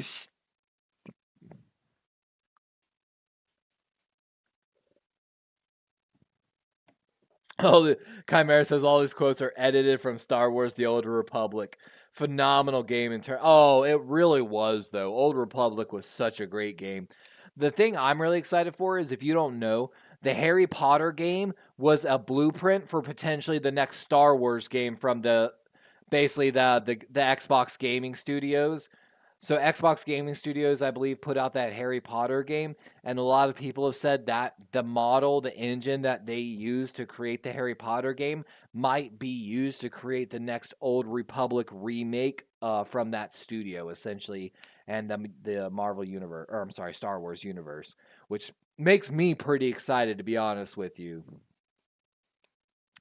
Azo says, I think it would work best if improvised. You would need DMs that can do that. Yeah, Arthur's wild. Yeah, Arthur's wild, to be honest with you. 3rd and 2. Motion here by the Chiefs. And we've got a flag on the play. Let's see what it is. They're motioning a false start. That's going to be against the Chiefs, so back them up a little bit. I agree, Penguin. So I'm excited. I really hope that game comes out. I would love to play the new art game. There's a lot of games I would love to play, but my PC's so old and I'm still running on a day one Xbox that it makes it a little bit hard, you know. Azo says, I'm the type of DM that plans everything. I mean, everything. I have several notebooks for potential things the players may or may not do. But Azo, dude, that's awesome, man. That's great. That's how it kind of should be. You know what I'm saying? And the improvised skills, I feel like, is the harder part. It's like a part of like practice and dedication with improvising, and Mahomes going deep and just overshoots Watson on the play. Just a little too far on it. And of course, then a game of dedication of can you put in all the extra work, all the planning essentially, especially when all the planning, you know, they don't even touch half the campaign. You know, you plan this entire encounter in this just in case they inspect half of this room, and then they're like, don't even go to the room. You know what I'm saying? So that takes a lot of effort, my guy. Props to you for that. Punt. Looks like a good high punt. Eagles going to get a chance to return. Good return team coverage. And he cuts upfield. He's still going, and he's up to the 40-yard line of the Eagles. So good return by the Eagles punt returner. And Hurts has got to get something going here for the Eagles offense. Chimera says, also, screw the Eagles for letting the Chiefs get the number 1 seed. I know, right? I need the Eagles to make something happen. I really got to insert the meme, do something. Come on, do something.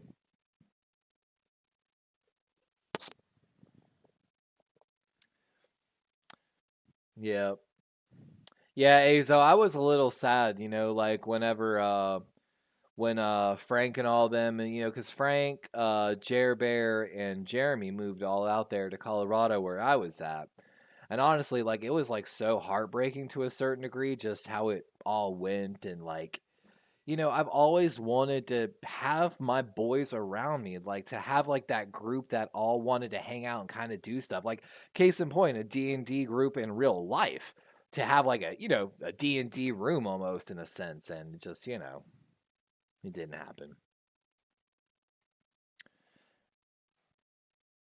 Logan says, all right, I'm going to go beat the shit out of the Browns. I'm mad because I'm mad at the Eagles for releasing Nick Foles 5 years ago. I know. I go release some stress on Madden every once in a while myself, my guy, so I feel you. Penguin says, a few years back, I went with my friend and with his dog duck hunting. We probably shot 13 of them. Duck hunting would be a fun one. You know, I definitely probably do hunting a little differently, though. I'd be probably in the blind, dropping dabs. You know what I'm saying?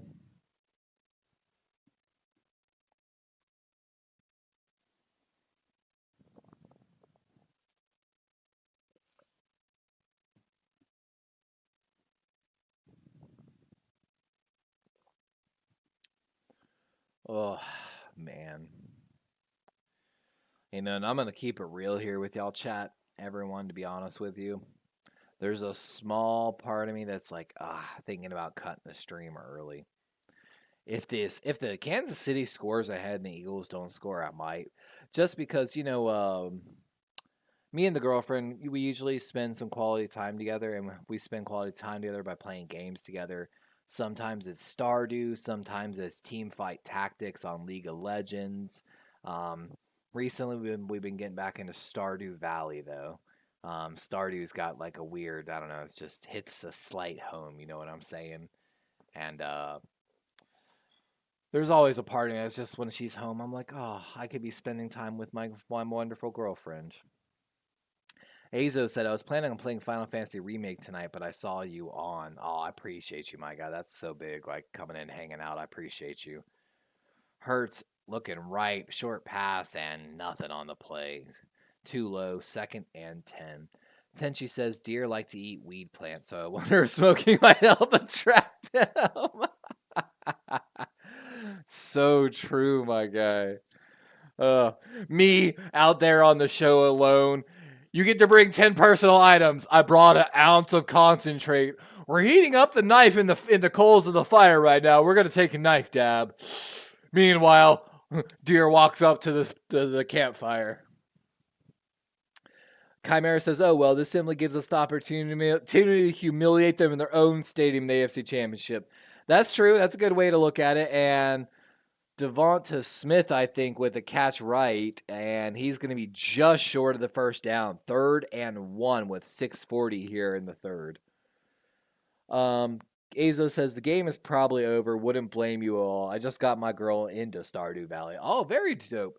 Yeah, we love, honestly, we love playing. One of our maps, Azo, we've put 100 hours into it. And they go for the brotherly love push, and it looks like they got there. 1st and 10. And they are 52 of 57 on that play of converting for first down on.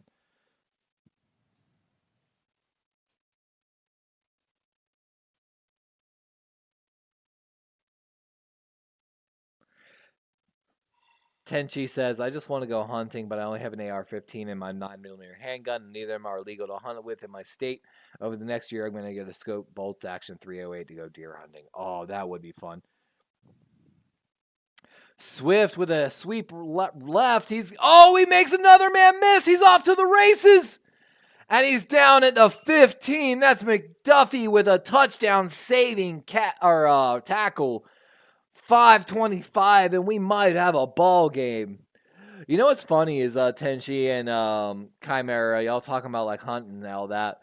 What's funny is I actually sometimes used to play with one of my boys named Garrett, like Call of the Wild and stuff like that. Some of those co-op hunting style games. Honestly, it was kind of fun. There's a certain like enjoyment to that, you know, and especially again, that's stuff you can stream, chilling with your boys, playing Call of the Wild hunting, you know, sitting in a deer stand together, fucking around in chat, you know what I mean? A.J. Brown looking for a touchdown, fade, and bad throw by Hurts again. And Hurts and A.J. Brown just aren't on the same page this year. Azo says, I want to go to good crossbow and hunt with that. I know that would be fun, honestly. See, I approve of hunting if you're as long as you're gonna eat, like use basically all of the animal. But hunting for sport, I don't get behind as much. You know, it's like I don't really seriously condemn it, especially, you know, like case in point for if there's a population issue problem and you need to cull some of the population for ecosystem issues, then hunting for trophy, you know, absolutely. Like, I got no issue with it in the slightest. Azo said, Call the Wild is great. And that's what I'm saying, Azo. If I could at least monetize this channel, hit my 500 subscriber goal, I would seriously at that point be able to possibly pay a stream manager to help me edit and do clips more often. And I would potentially do more into my gaming time. You know, I am going to be free of school here so soon, so I am going to have more time to do stuff like that. 3rd and 5, empty backfield for the Eagles. Chiefs look like they're bringing the blitz. Hurts up the middle, and he's got a touchdown. Jalen Hurts on the quarterback run, and they are just, when they see the man coverage or blitz coming on the outside, they are just running up the middle. And with that, this game is not over, guys. It's going to be a 14-17 game.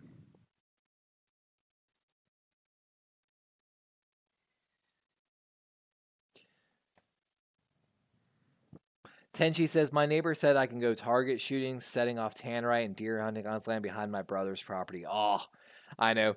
I ain't gonna lie. My boy used to live out in the country before he moved away. And 3-point game officially. And we used to go out in the woods, and we would roll up some blunts. We would get a bonfire going, and we would sit out there, smoke blunts by the bonfire, drink, and shoot at targets, basically, because he lives so far out in the country, and no one gave a fuck. And honestly, some of the most relaxing times of my life, I feel like. Those are the days I yearn and miss for, where I feel like I could write a country song about it, you know? Boy, loud up's a fat one.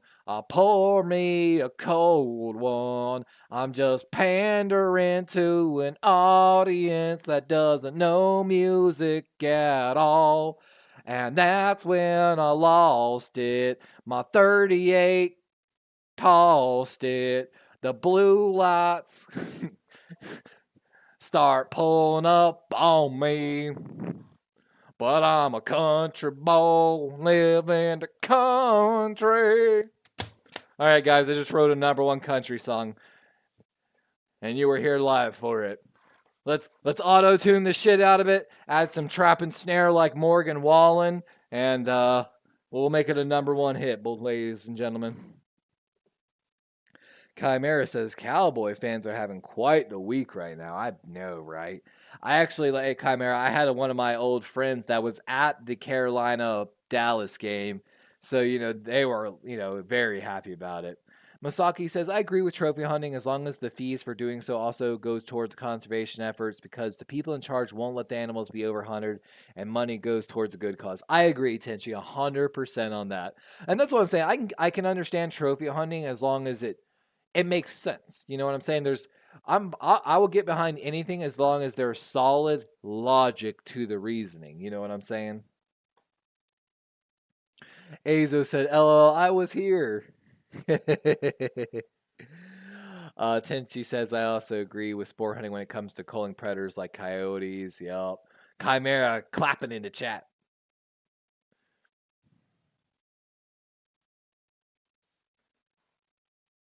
It's a me, a Mario.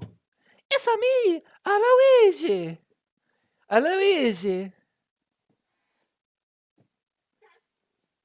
I love doing voices too, even though I'm probably not very good at them. I think it would be a fun dream as well to be like a voice actor officially. I don't know, maybe I'm just weird on that. I feel like that would be an awesome job, life dream essentially.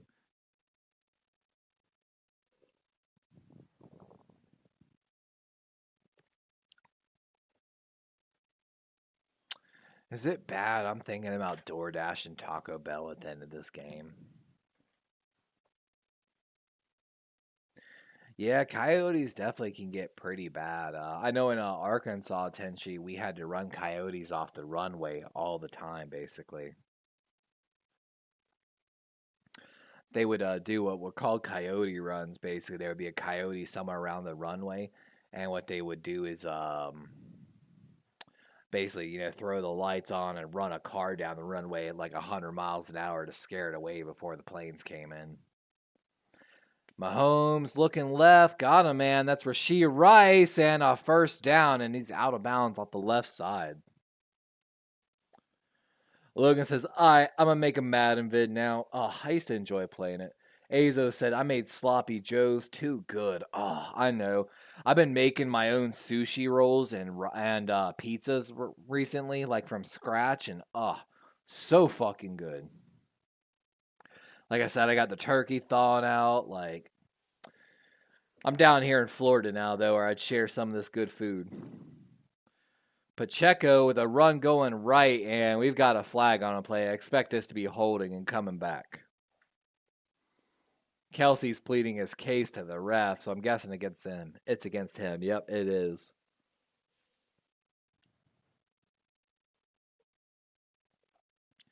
And guys, we just officially broke the 1,000 view mark today.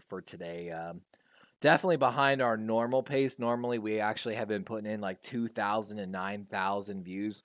One of our last views actually was the last week or the week before. We ended the week with 9.9 thousand views. So we were just short of breaking the 10,000 view mark on one of our last call-ins. So I know Chad Mears says Eagles are back in it. Yes, sir, they are. 1st and 20 after the holding call. But going back to Rashee Rice on the left side, not nearly as big of a gain, but a good catch by the rookie. Tenchi says, around here, people will find their dens and get a group together, send dogs to chase them out, and then bag 15 to 20 at a time. That is the tactic. Tenchi, I live down here in Florida. People don't go coyote hunting. They go anaconda hunting.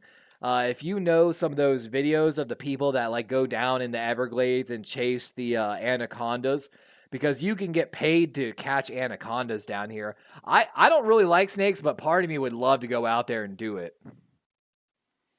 Deep pass going left and unable to get it, but there's the pass interference flag, and Chiefs are going to get an automatic first down after that. Tenchi says you also have people constantly having to shoot them for attack livestock and pets. Yeah, they really do. I know how they work too. They try to lure dogs out. Like there'll be one coyote and they're trying to lure him out in the woods where the pack's waiting, basically. Azo, you know what's funny here too is you. Of course, I know who you are. Where I live in Florida, they actually closed down one of the alligator like sanctuary and farms. So where I live in Florida, there's a lot of alligators. So I was joking with my boy today. I would love to open up an alligator adventure down here. Also open up a restaurant tied to it that focuses on teaching people how to cook alligator properly. And then, of course, open up a small alligator farm separately of it that can do meat and skin. And then on the fourth side of that, take the swamp boats and open up a swamp boat tour business because that's really big in the area here. And my boy used to work 9 years at Alligators Adventure. Loves reptiles. He's like, bro, I wish I could somehow find the money to do it. Because like the thing is, there's actually a lot of people here in the Fort Myers area that need alligators relocated out of their communities, and they want it done humanely. Dude, we don't even have to stock gators, bro. They'll be free to us. And then for the food, what you do, hold on, Mahomes going deep right, and his man gets tripped up. Not going to be a pass interference. Definitely just his feet get tangled up. And so the thing is this, then what you do to get the food for the gators is you go to all the places like Walmart, all the grocery stores, and you say, hey, I know you're going to throw all this meat out. I'm not feeding it to humans. It's going to gators. It doesn't matter. I'll pay you, at least something for it. And like places like Walmart, that's how Alligator Adventure feeds all of their gators for like pennies, basically. And of course, the stores get to make extra money off of it. And gator tail is good, Azo, but it's got to get cooked properly. Mahomes got a man over the middle. And that's a catch for a first down, but we've got a flag on the play. Azo, what kills me around here is people, they fry the gator. They chunk it up and they fry it. And it's still so chewy and rubbery that it's inedible. Where, of course, Arthur taught me, because Arthur brought gator home one day. Arthur taught me if you're going to make gator, the best way to do it is make it into like a stew or a gumbo. Some type of, soup where you can really tenderize the gator meat, basically. So... And I've got a buddy, he actually cooks for Thoroughbreds and Greg Norman's, which you should know Greg Norman's, at least the Australian restaurant that's like a, high fine dining style restaurant. And of course, that's my boy's brother who worked at Alligator Adventure and would love to open this adventure with me. So, but again, it takes money to make money, and that's the sad realization as a grown-up. 1st and 10 after an illegal contact penalty on the Eagles. Mahomes buying time and unable to find his man on the left side. 2nd and 10. Azo said, I had fried gator and I thought it was amazing, but I never thought it as a stew. Oh yeah, I'm telling you, dude. Make it in a gumbo, Azo, and it'll be life-changing for you. Basically, stew the shit out of the gator, and when the gator's at the end of the stewing time, switch it into more of a gumbo style, essentially. And oh my God, I'm telling you, it'll be life-changing. Oh yeah, there's so many gators. It's not even funny, Chad Mears. Chad Mears, he says, remember seeing the gators block the roads in Florida. Yep. And good catch there. Maybe a gain of 5 on the play. Gain of 7 officially. And Chad, see, that's what I'm saying. If I had like the boys that lived nearby with me, I'd be like, go guys, let's go in the Everglades. We can hunt anacondas and other species. We can take these geckos and literally sell them as exotic pets too, because they're an invasive species. So you're allowed to take them. We can get paid to hunt anacondas, and then we'll make YouTube content. But of course, I don't have any boys. And of course, I'm not a big snake person myself, to be honest with you, but whatever. 3rd and 3. Handoff going up the middle. That's Pacheco, and he's got a first down. Kansas City knocking on the red zone now after that first down and 35 seconds. And the Chiefs might just let the play clock basically tick down. It might be a little too 1 second off.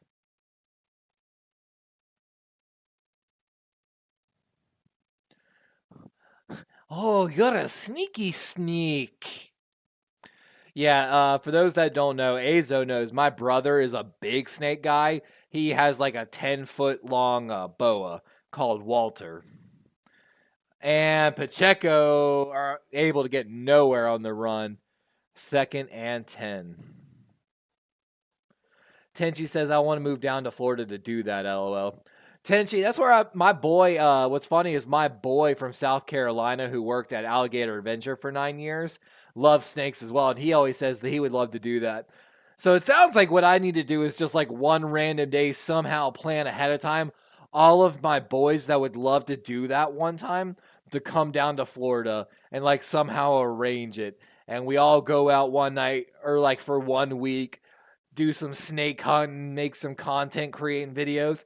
And heck, man, if we make some money and something happens, we can go from there.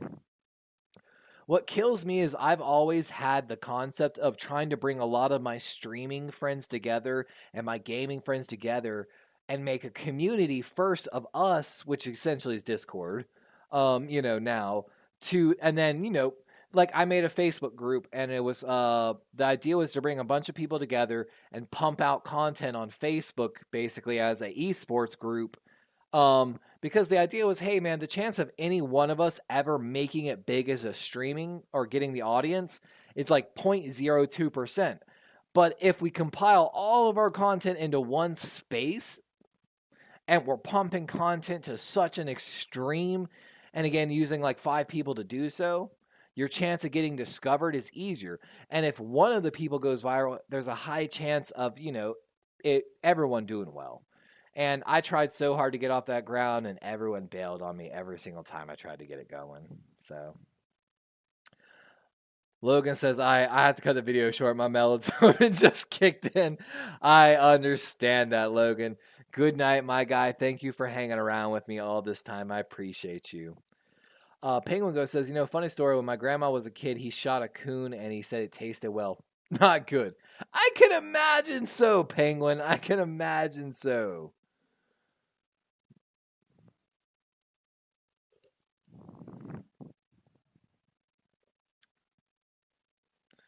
Azo, it's not usually about the content, it's about the personality. I agree.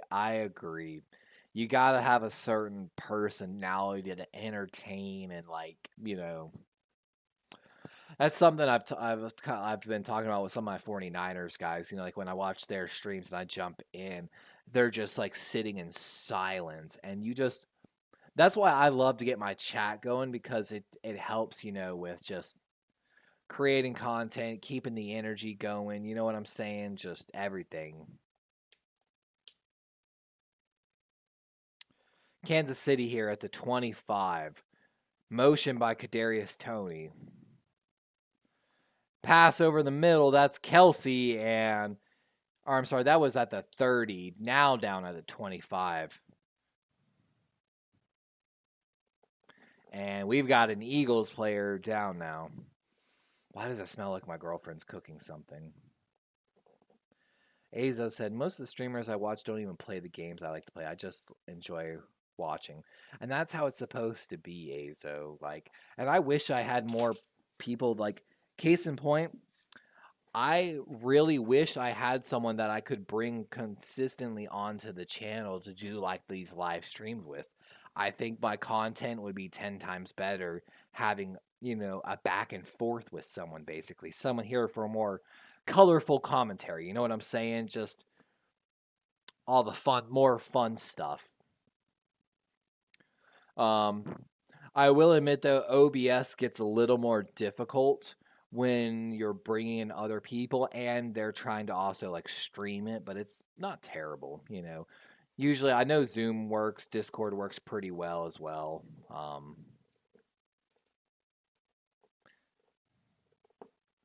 I just haven't been on Discord in forever. My boy Garrett stopped answering me on Discord, just straight started ghosting me, and Since then, I feel like I'm rarely on Discord. I started setting up my Discord server for my stream, but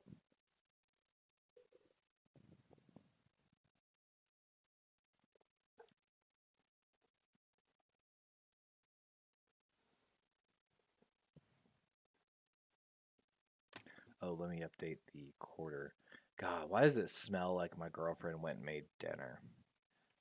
And there's nothing for me. I'm glad to hear from you, though, Azos, man. I guess I joked about it on my Twitter the other day. I'm like, y'all don't understand how often every single person that, like, my friends and people in my life, how constantly y'all flash through my brain and I think about y'all. But just, I don't go out of my way to message everyone and just, I feel like I'm slowly losing my brain. Oh, you hang out. See, and I'm still part of Frank's Discord, but just I'm never engaged in it. I need to be more. You know what I mean? I know, Chimera. I saw you message me a while ago. I think one of my streams was like weirdly like auto started or something like that. I need to get better about it. My problem is I don't use Twitter and I rarely use Discord, which is what everyone uses. I'm a weird Facebook old person. Like, if I could probably share all the videos that I have saved on my Facebook, I would probably have way more followers on my Twitter, to be honest with you. And that's one of my problems I've been having is, of course, Facebook and Twitter do not have great integration between one another for sharing content.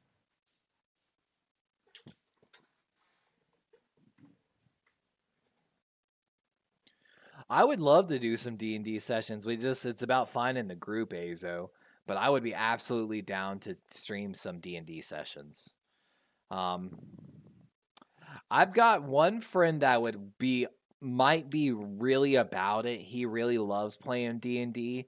One of my boys actually still lives back in South Carolina, but I know he wants to play, but sometimes he has time commitment issues. Chad Mears says a lot of celebrities and famous wrestlers. Yeah, dude, there are so many celebrities. We live really close to Naples, which is one of the highest income areas in the country. 4th and 1, handoff up the middle, and looks like that's got it. First down.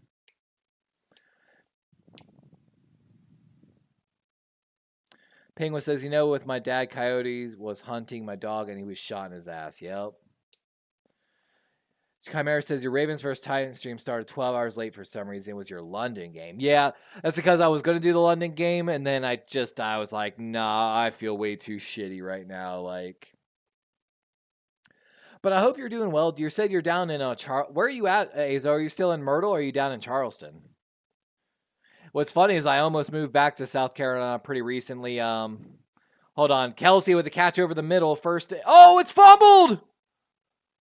And it's recovered by Philly. And we got some pushing and shoving going on after.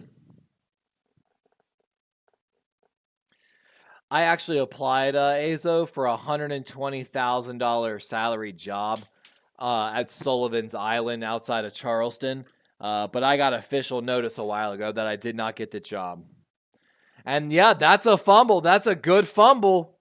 And the Eagles make a clutch defensive play on the their own 10-yard line. Okay, you're still having a little living out there in the inlet.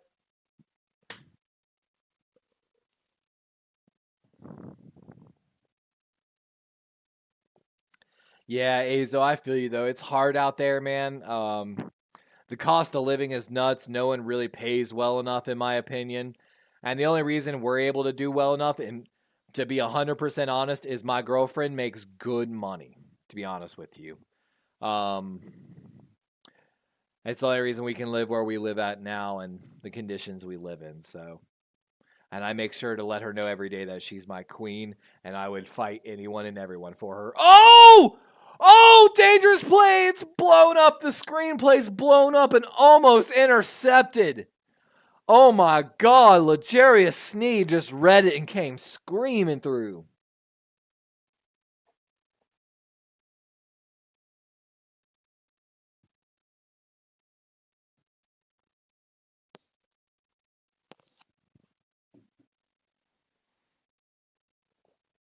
Oh, guys, I'm not gonna lie, I'm so jealous. I think my girlfriend made. I bought a rotisserie chicken the other day and pulled it apart, and I'm pretty sure. And man, L'Jarius Sneed, despite the flags, I feel like has played pretty well for the Chiefs.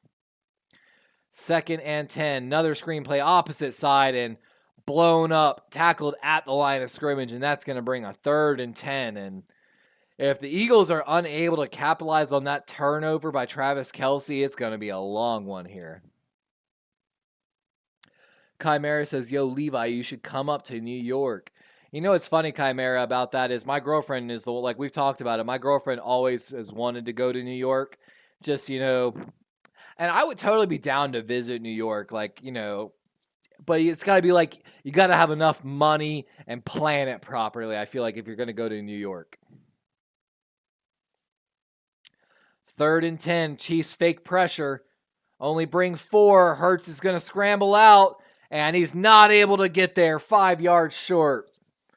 And the Eagles now unable to capitalize on the fumble by Travis Kelce. That's a heartbreaker for Eagles Nation. Azo says, yep. And it all sucks here. My girl wins the bread, too. I'm studying for my comp TIA A certification. Hey, good shit, my guy. I'm glad you're working on something, though. It's like I said, I always worry about, especially all my friends back home, because I know how the area is. And Azo, you know my boy Matt Callahan, bro. Things did not. He got hooked on hard drugs, homeless. Like, it broke my heart the last time I was in Myrtle. And Kadarius Toney's still on his feet, just putting on a human juke show today, making it look like he's playing Madden out there. Yeah, I'm going to be honest, chat. Like, it was heartbreaking. The last time I went home, a guy I considered like my brother for a lot of my like younger years, like absolutely one of my brothers. I tried to get him to move to Colorado. I tried to get him to move to Florida at one point. I tried to get him out of the bad situations and away from a toxic situation that he was in with his family and other issues. And of course, he didn't. And like I said, it's a fucking heartbreaking. And recently, I think I finally came to the summation that I feel like I have to kind of make the decision to completely cut him out of my life, which, like I said, is like breaks my fucking heart to a certain degree. Like, Chad Meir says the 80-degree weather in December and January is nice. It is kind of nice down here in that degree. Like when I go outside on my balcony right now, I have a nature conservation to my left, and to my right is a giant lake overlooking a western look, so you get to see the sunset to the west over the lake, and it's pretty nice, to be honest. And we're on the 3rd story of about apartment, so it's kind of nice. 2nd and 9, and passes incomplete. Rashee Rice unable to make that catch there. And 3rd and 9 now. Azo said, yeah, it's so bad here right now. My brother's has OD multiple times, each with a fentanyl. Wow, that's fucking sad, bro. Yeah, I've seen Azo that the crackhead problem also in Myrtle and homeless problem. Like when we went down to Myrtle, we went down on the boardwalk, and the amount of homeless people and how grungy it was just, ridiculous. Like, I feel you, Jesus. I hate the hot weather. You can always make yourself warmer. It's way harder to cool yourself down. Like, backpedal, got Watson on a deep corner, and that's a 1st down on a beautiful throw and catch to Watson, who's looking like he's becoming the number 1 wide receiver for the Chiefs tonight. But I feel you, Azo. Honestly, me and my girlfriend, since we've moved to Florida, we talk about all the time. Not once have we truly said we love living here. And all we've ever said is how much we kind of miss Colorado. Yeah, it ain't shit compared to Baltimore. We went back to Baltimore for training camp. It's actually where I got this cup. We went to the M&T Bank training camp in Baltimore. And Baltimore is, of course, pretty fucking rough. And Pacheco with a short pass left and a couple yards on the gain. The thing that kills us is our employer decided to move here to Florida. She even regrets it. She works in a profession where it doesn't matter where she lives. She kind of works from home mostly, you know what I'm saying?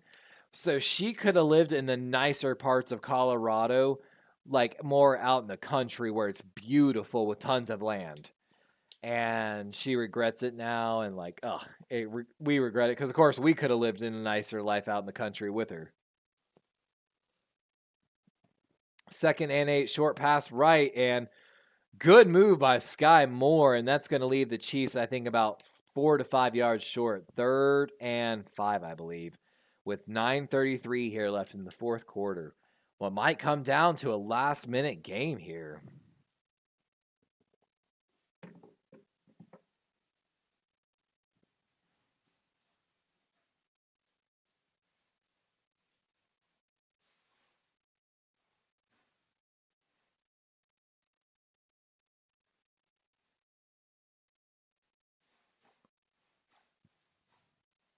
Third and 4, and through Watson's hands. Oh, as I talk about him jokingly, him being the number 1 wide receiver. I feel like he's seeing more targets than anyone else by far, but 9:04 and either punt or field goal team's coming out.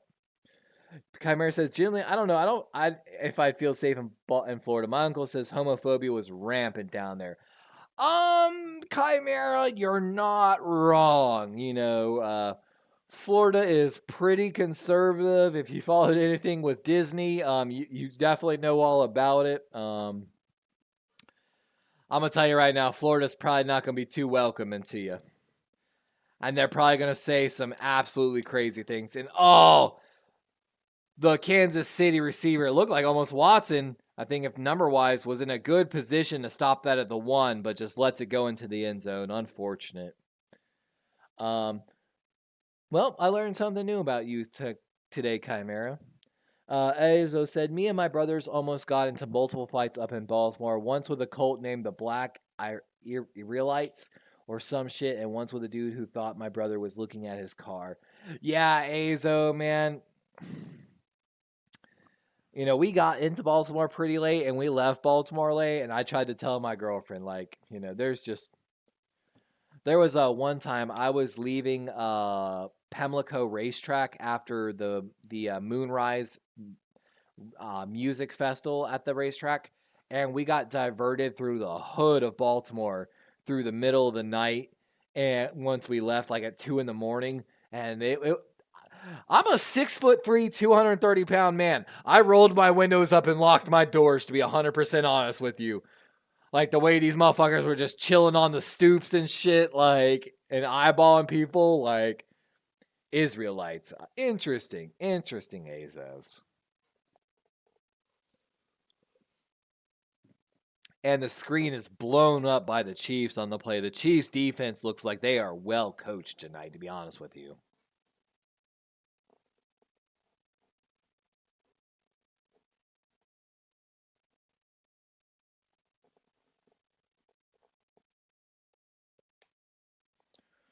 Whoa, Israelites, we're not trying to talk politics. No, I'm joking, of course.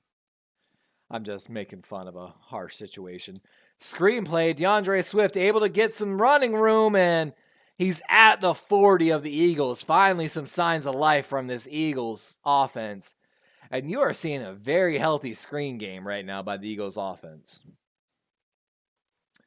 Oh, yeah, Chimera. Someone that lives kind of close to Disney. It was pretty crazy here for a while. It's still not over. We like to make jokes about how many books are banned in our local school systems, to be honest. It's kind of hilarious. Screen pass going right this time and able to gain maybe 5 on the play. Tenchi says, I used to walk around Baltimore at night, but that was 10 years ago.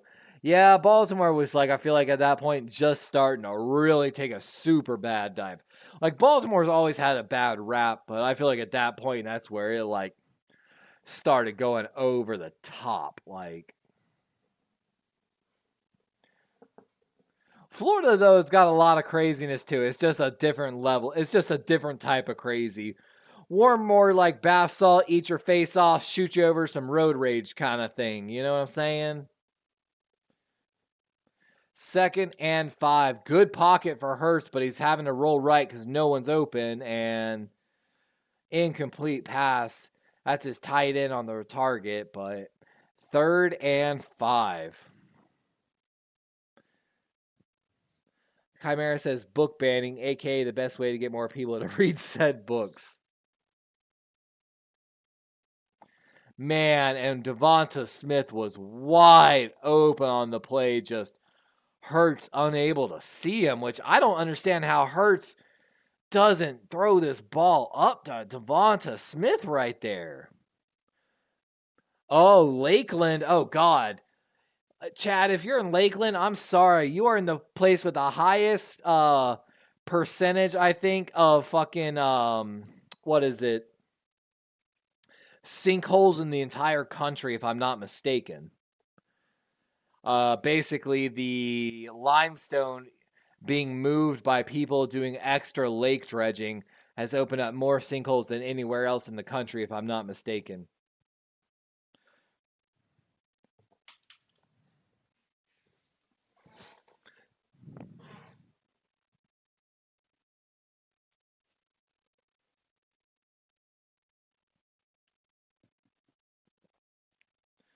Hurts going deep right. He's got Smith.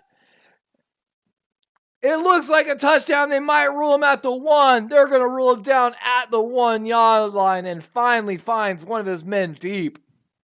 First and goal for the Eagles, looking to take the lead here. Azo says, yeah, they just don't make sense. My brother was pointing out a restaurant, asking if I thought they'd let him pee, and this dude starts yelling, saying, you keep looking at my car, I'll shoot you. Damn. Baltimore be hard. Here comes the brotherly push. Does it get in? It does. And the Philadelphia push continues to work, but we've got a penalty flag on the play. Let's wait to see what the flag is.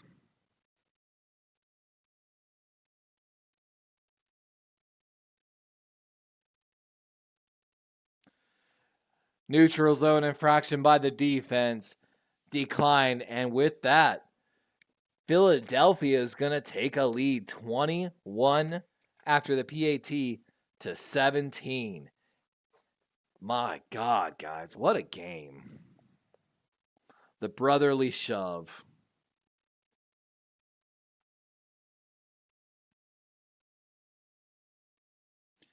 And what kills me is this.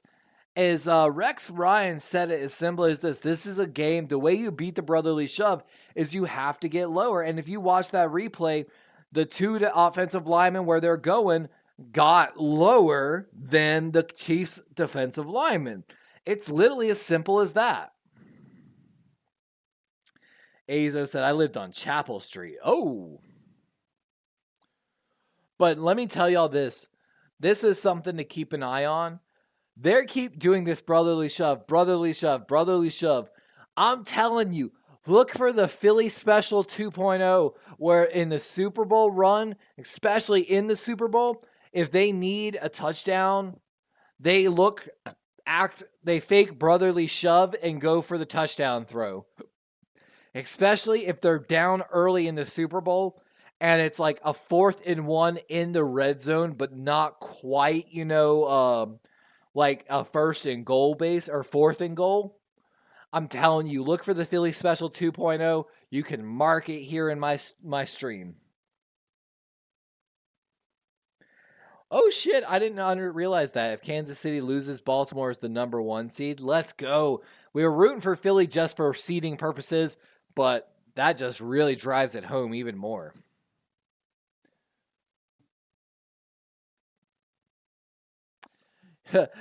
So to make fun of, the iPhone's got this Christmas caroling commercial up, which has got my face looking all red on the stream.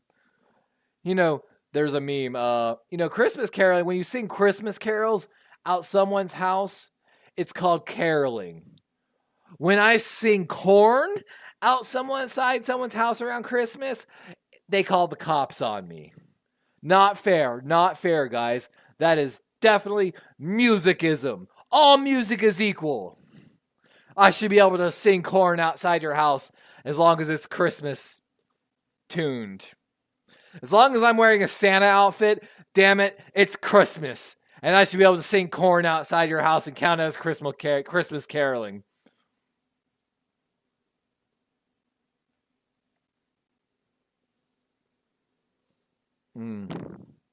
I know I got a boy that's watching the NBA right now. He's a hardcore Celtics fan. See, you know what? I should bring him on one stream and I should start streaming Celtic games. Bro, I'm about to message him right fucking now and ask him if he wants to do that with me one night.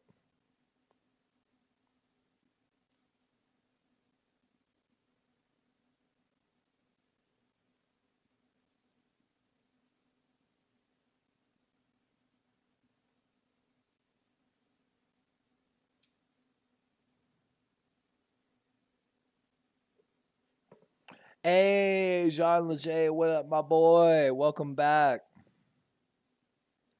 We might stream a Celtics game. We might stream some basketball games. I'm not a big basketball guy, but if I've got someone that's more of a big basketball person, I might think about doing it, honestly, just to add more content to the channel. You know what I'm saying? Like,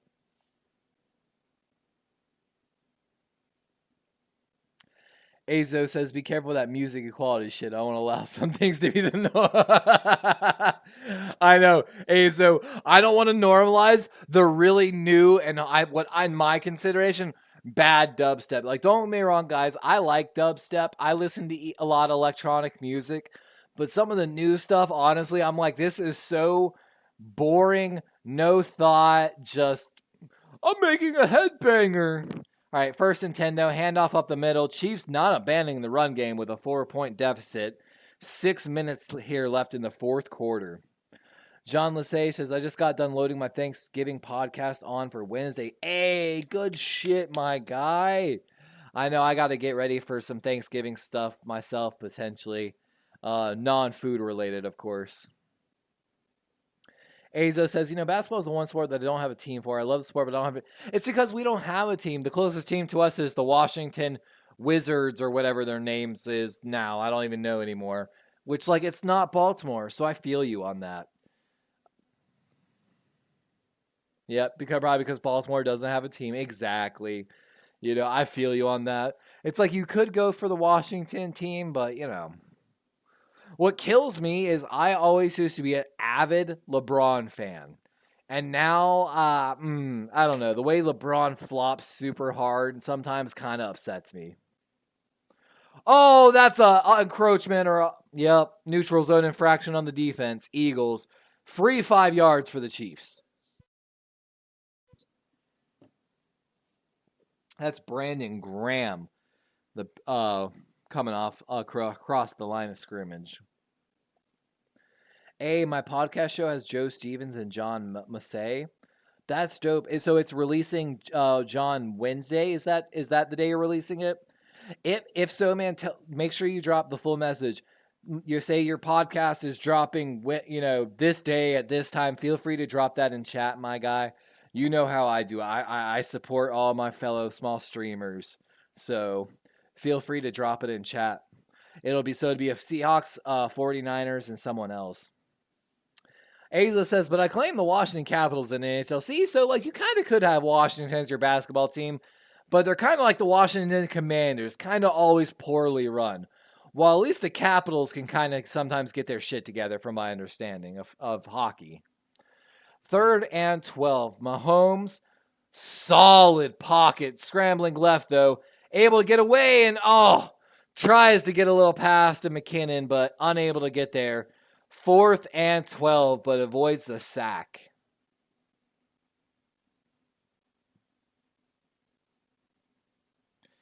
And they didn't give him that false start call, so they're pretty upset on that. So don't forget, John has a podcast show coming Wednesday at 10 p.m. And make note, guys, that is Pacific Standard Time. So if you're part of my East Coast crew, make sure you do the time conversion. That's a 3-hour time conversion. So it might be a pretty late show on our side, but if you're up, definitely make sure you go check in. We support all of our 49ers and other small content creators.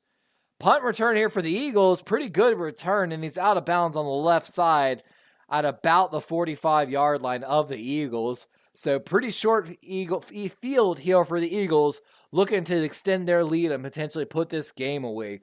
We once thought the Chiefs had this locked up at the end of the first half, but Eagles are not going away easy. Yeah, exactly, Azo. In my opinion, the Wizards are kind of like the Commanders. really poorly run. They had some chances here and there, and then they made bad decisions. Like, don't get me wrong, I kind of actually like basketball. I play a lot of basketball. I signed up for intramural basketball at the college. But from an actual technical standpoint, I don't know a lot. And, I don't have an actual team. 1st and 10, quarterback power right, and Hurts, he's got what looks like a first down after the scramble, and they're going to give it to him, and that's on the Chiefs side of the field now. You know what's funny, Azo, is I saw you say in chat, I just don't like wizards, and my brain instinctively thought, oh yeah, D&D, I could understand not liking wizards too much. I kind of like them, but I feel you. And then I realized, it's funny, Azo, let me ask you, since you're still here in chat, D&D wise, do you recognize the Artificer class? And Chad Mears says, Baltimore Bullets was an old Balt team back in the 70s. I'm kind of, I guess, too young to remember the Baltimore Bullets. I would have loved to have been around during that time, to be honest with you. And of course, like we talk about here on the stream, guys, the ultimate dream is to somehow be a scout for some NFL team. As much as I would love to be a Baltimore Ravens scout, I would also love to go to a team that is in complete rebuild mode, that wants to invest a ton in their picks. Azo, did you just make a different YouTube channel to drop in? That's hilarious. And I'm glad you recognize. I love the Artificer class. That's one of the classes I connect with. Like, I truly, I feel that class, and it's now one of my favorites. Blitz gets picked up, but nowhere to go on the run play, and a 2nd and long after a loss on the run play. And that's what I'm saying, Azo. When I read like what Artificers are supposed to be when they were an experimental build added to D&D, I was like, dude, I feel that. Like, that is me. That's the class I want to build. And there's slightly a part of me that wanted to run around as an Artificer with 2 shields on, basically, and do my thing, kind of. In one of my D&D campaigns, I went Artificer, and I subclassed, I think, into Wizard, because I felt like it kind of actually went with Artificer slightly. Because if I remember right, Wizards are the ones that have to, like, more learn their stuff, and they're more interested in, like, a pursuit of knowledge, which I felt was slightly Artificer-y. So I like to run, like, a Wizard Artificer, and I think it's so much fun, to be honest with you. Oh, okay, you just changed your profile picture. I'm trying to see what it is, but I can't really see in my chat on OBS. And I'm sorry, we've got a penalty on the play. I think that's going to be a hold.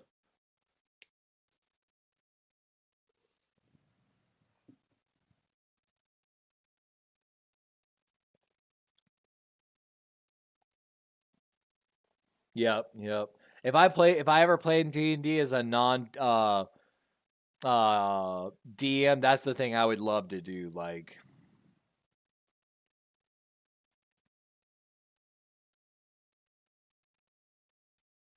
handoff. I'm sorry, Hurts going to quarterback keep and having to slide right. No gain on the play.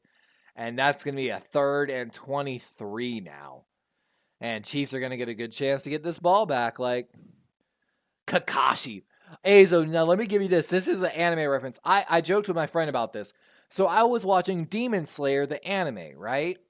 3rd and 23, by the way, here. We're waiting for this play call. And I thought it would be really funny to run a character based off Zenitsu from Demon Slayer, the Thunder guy, who's terrified of everything. But of course, when he's forced into a corner to fight, kind of like activates his powers and his class ability more so. So along that guidelines, I was like, how funny would it be to run a D&D campaign based around the Demon Slayer universe, essentially? So everyone creates their different style breathing character. And you run them through a Demon Slayer style campaign. I think it would actually be kind of funny. 3rd and 23 screenplay, and that is well struck. That's number 23 of the Kansas City defense making a great tackle. And 4th and 21 as the punt team heads out for the Eagles. Azo says, however, the most fun I've ever had playing D&D was a Niefling Barbarian. My DM let me make a Gnome Tiefling hybrid. I bet you that was hilarious. Chimera says, be a paladin. Paladins are cool. Chimera, have you watched the Far Away Paladin? I think you're an anime person, if I remember correctly. Far Away Paladin, currently part of the simulcast season, getting its second season. Honestly, huge fan of it. I really have enjoyed it so far.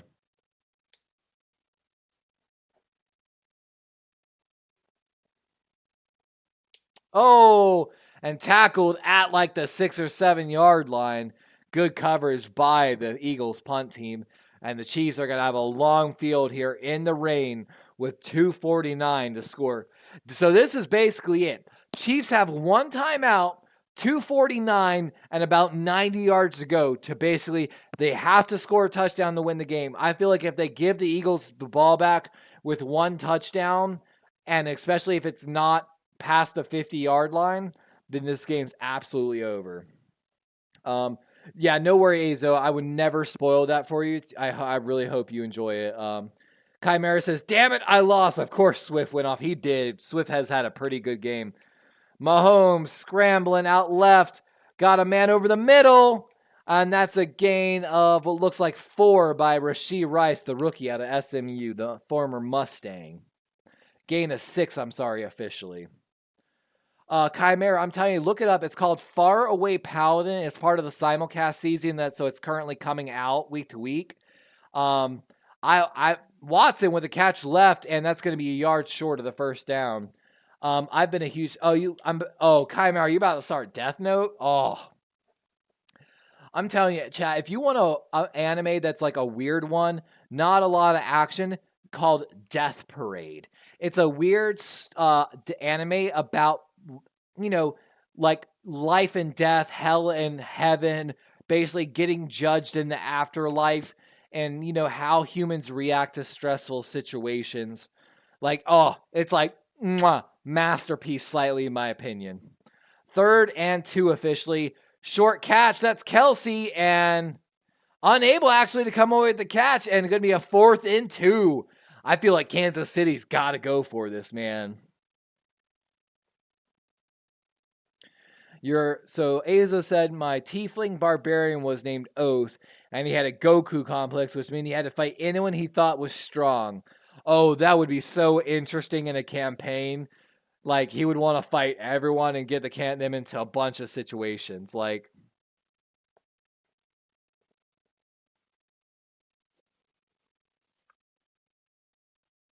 and the Chiefs convert on 4th down with a short pass over the middle. KC Swifty. Let me ask you, Aza. So after the first down, they're going to try to go no huddle. They do. Try to get one play off real quick. Mahomes scrambling, got a man over the middle. That's Kelsey with another catch. And another first down as the 2-minute warning hits this game, and we've got a flag. Eagles player looks like he's pleading his case, so I expect this to be possibly unsportsmanlike. Roughing the passer, it is an extra 15 yards, and that's going to put the Chiefs close to the 50-yard line if I'm not mistaken. Oh, big turn of events here. So, Azo, let me get your opinion on this. The guy I sometimes watch on Facebook, he was making a joke item for his campaign, and he says, here's the thing. You give a sword to your players. Every time the players use this wand against like an enemy or creature or person, they disappear. They just vanish. Gone. So it's like a one-hit win to any fight throughout the campaign. However, the one condition is this. So it's like, where do the creatures go? Where do the people go? Everything that is you use the wand on gets transported to the final boss room. So the more your players use this, get out of a bad situation, wand, fix me solution, the harder it makes the final fight of the campaign and the boss fight, basically. You know what I'm saying? So, yeah, just I don't know. How would you feel about that? So officially, Azo, we are at the 2-minute warning. So I think like 1:58 on the clock as the Chiefs approach the 50-yard line in a 4-point game. Chimera says, "Come on, Eagles, you have one job remaining." I know we kind of want them to make the stop, but at the same time, it's slightly exciting. If the Chiefs do score, it would depend on how much time is left if the Eagles get a chance to respond. You know what I'm saying? I don't know how many timeouts the Eagles have, but I believe they have at least one. I think it's a fun item to add to the game, though, Azo. Especially if your players don't really know about it. You know what I'm saying?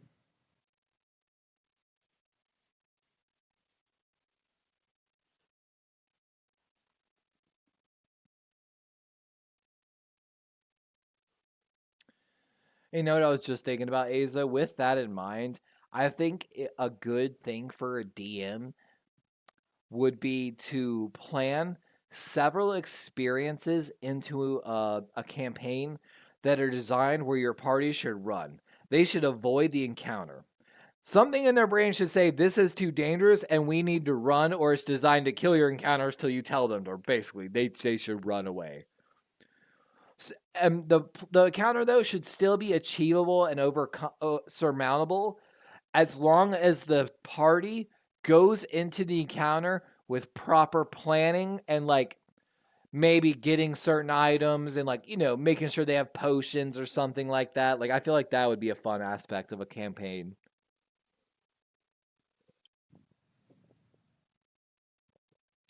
Mahomes rolling right, goes deep, and he's just going to throw this out of bounds. Azo says, I love stuff like that. I created a custom divination deck with each card representing an actor in the campaign, and I just gave it to a player and let them use it as they drew cards. I gave hints. See, that's fun. What's funny is the same guy that made that item put a joke out. He was like, he does a lot of video content where he, instead of like he's like, hey, do this, and instead they have to draw a card from cards like cards of against humanity. So he's like, you walk into a room. Hold on, sorry. 2nd and 10. Mahomes going deep. He's letting it go. He's got a man wide open. Oh, and he drops it. He had it in the end zone and just drops it. Chiefs had a chance to take the lead and just threw his hands. Heartbreaker and Arrowhead there. But so he'll like, all right, your party walks into a room. And the guy's like, I want to do a perception check. And he's like, all right. So for the perception check, he literally has to pull a card from a random deck of Cards Against Humanity. And it's like, you walk into a room, you do a perception check. There's a bunch of dicks in the room. Mahomes tries to get the ball away, and we'll see if it's incomplete. Azo says, I always try to put one situation where they should run or talk their way out, but I do the best to hint towards it being the case. I'm not the type to DM that actually tries to kill the players. It's about the story for me. I feel you, Azo. Like, it should be almost, there should be some that almost cause what we like to joke as butt-clenching scenarios. Oh. Intentional grounding against Mahomes, so a loss of down, so that's going to bring it to a 4th down. Oh my gosh. That's so big. And now the Chiefs' kingdom is cussing out whoever dropped that pass in the end zone.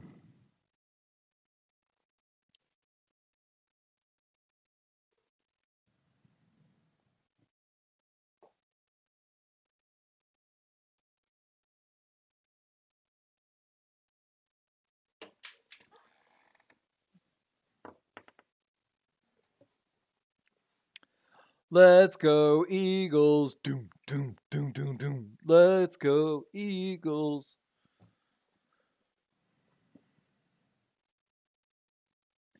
And I feel you on that, Azos. You don't put them in like guaranteed death situations, especially when a party's like gone super. Well, it's funny, Azos. I thought about role wearing on my stream a few times. I actually have a critical role shirt where how do you want to do this is on the back. The famous saying of Matt. And like my boy Garrett, dude, is a hardcore player. Like he watches Critical Role Every week it comes out. So, all right, 4th and 25 after the intentional grounding call, and Eagles are going to call a timeout, their first of the second half. So they're going to make sure that they don't get this. And barring this 4th down, guys, this is game. This is 4th and 25 essentially for game.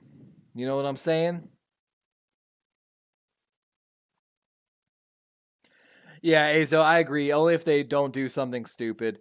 You play stupid games, you win stupid prizes. You know what I'm saying? Like,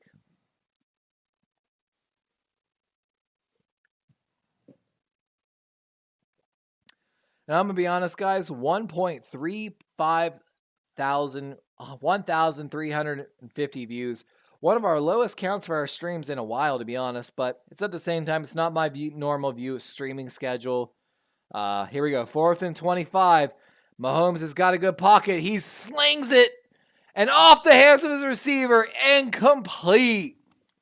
And with that, guys, the game is over. Kansas City has no timeouts to stop the clock. And with that, my Baltimore Ravens, thank you, Chad Mears, for dropping the fact, will take the number 1 seed in the AFC. Azo, though, man, make sure you shoot me a chat on Discord. I'll try to make sure I'm there more, man. I'm trying to stay in contact with people more. I'm trying, you know what I'm saying? Azo said, I made a Tesseract dungeon that had players with different relative gravity walking on walls and shit. They had to find iron balls and realign their gravity. Dude, that's kind of cool, Azo. Like, the gravity and stuff like that, that's next level. Number 1 seed. I feel you, my guy. But all right, with that being said, guys, I'm probably going to head out here, go find some food, go spend some quality snuggle time with the girlfriend, play a little Stardew before she's got to go to bed potentially. Congrats to Eagles Nations and Jason Kelsey. Sorry, Travis, just wasn't your night. This could be a potential Super Bowl rematch, but we're hoping to see Eagles versus Ravens in the Super Bowl. With that, thank you so much, Azos, John Leger, Chimera, Penguin, Chad Mears, and Tenchi Masaki, all of y'all for joining me so much in chat tonight. It's been a great stream, and y'all were the ones that made it happen. You know what I'm saying? Azo, it's either Darwin's Raven or it's Shadow Raven. I don't know honestly what it's called in Frank's Discord, but I am still part of the Discord, so you can find me in the active members. Like I said, it either say like Darwin's Raven, Shadow Raven, or something Raven probably related. But all right, guys. Later. This has been your boy, Darwin's Raven, a.k.a. D-Rave, a.k.a. Levi. And I appreciate every single one of y'all for joining us tonight. And before you head out, if you haven't already, like my boy Joe says, smash that like button. And don't forget to hit the subscribe to find us every Ravens kickoff. And hopefully here in the future, when we hit our 500 subscriber goal, we'll be doing a second called game every week, potentially maybe Thursday night games, because we can get a better broadcast probably from Twitch. But thank you again, and I hope everyone has a wonderful night. And if I don't see you again before Thanksgiving, enjoy your turkey day. Enjoy that turkey. And if you're down here in Florida, hit me up.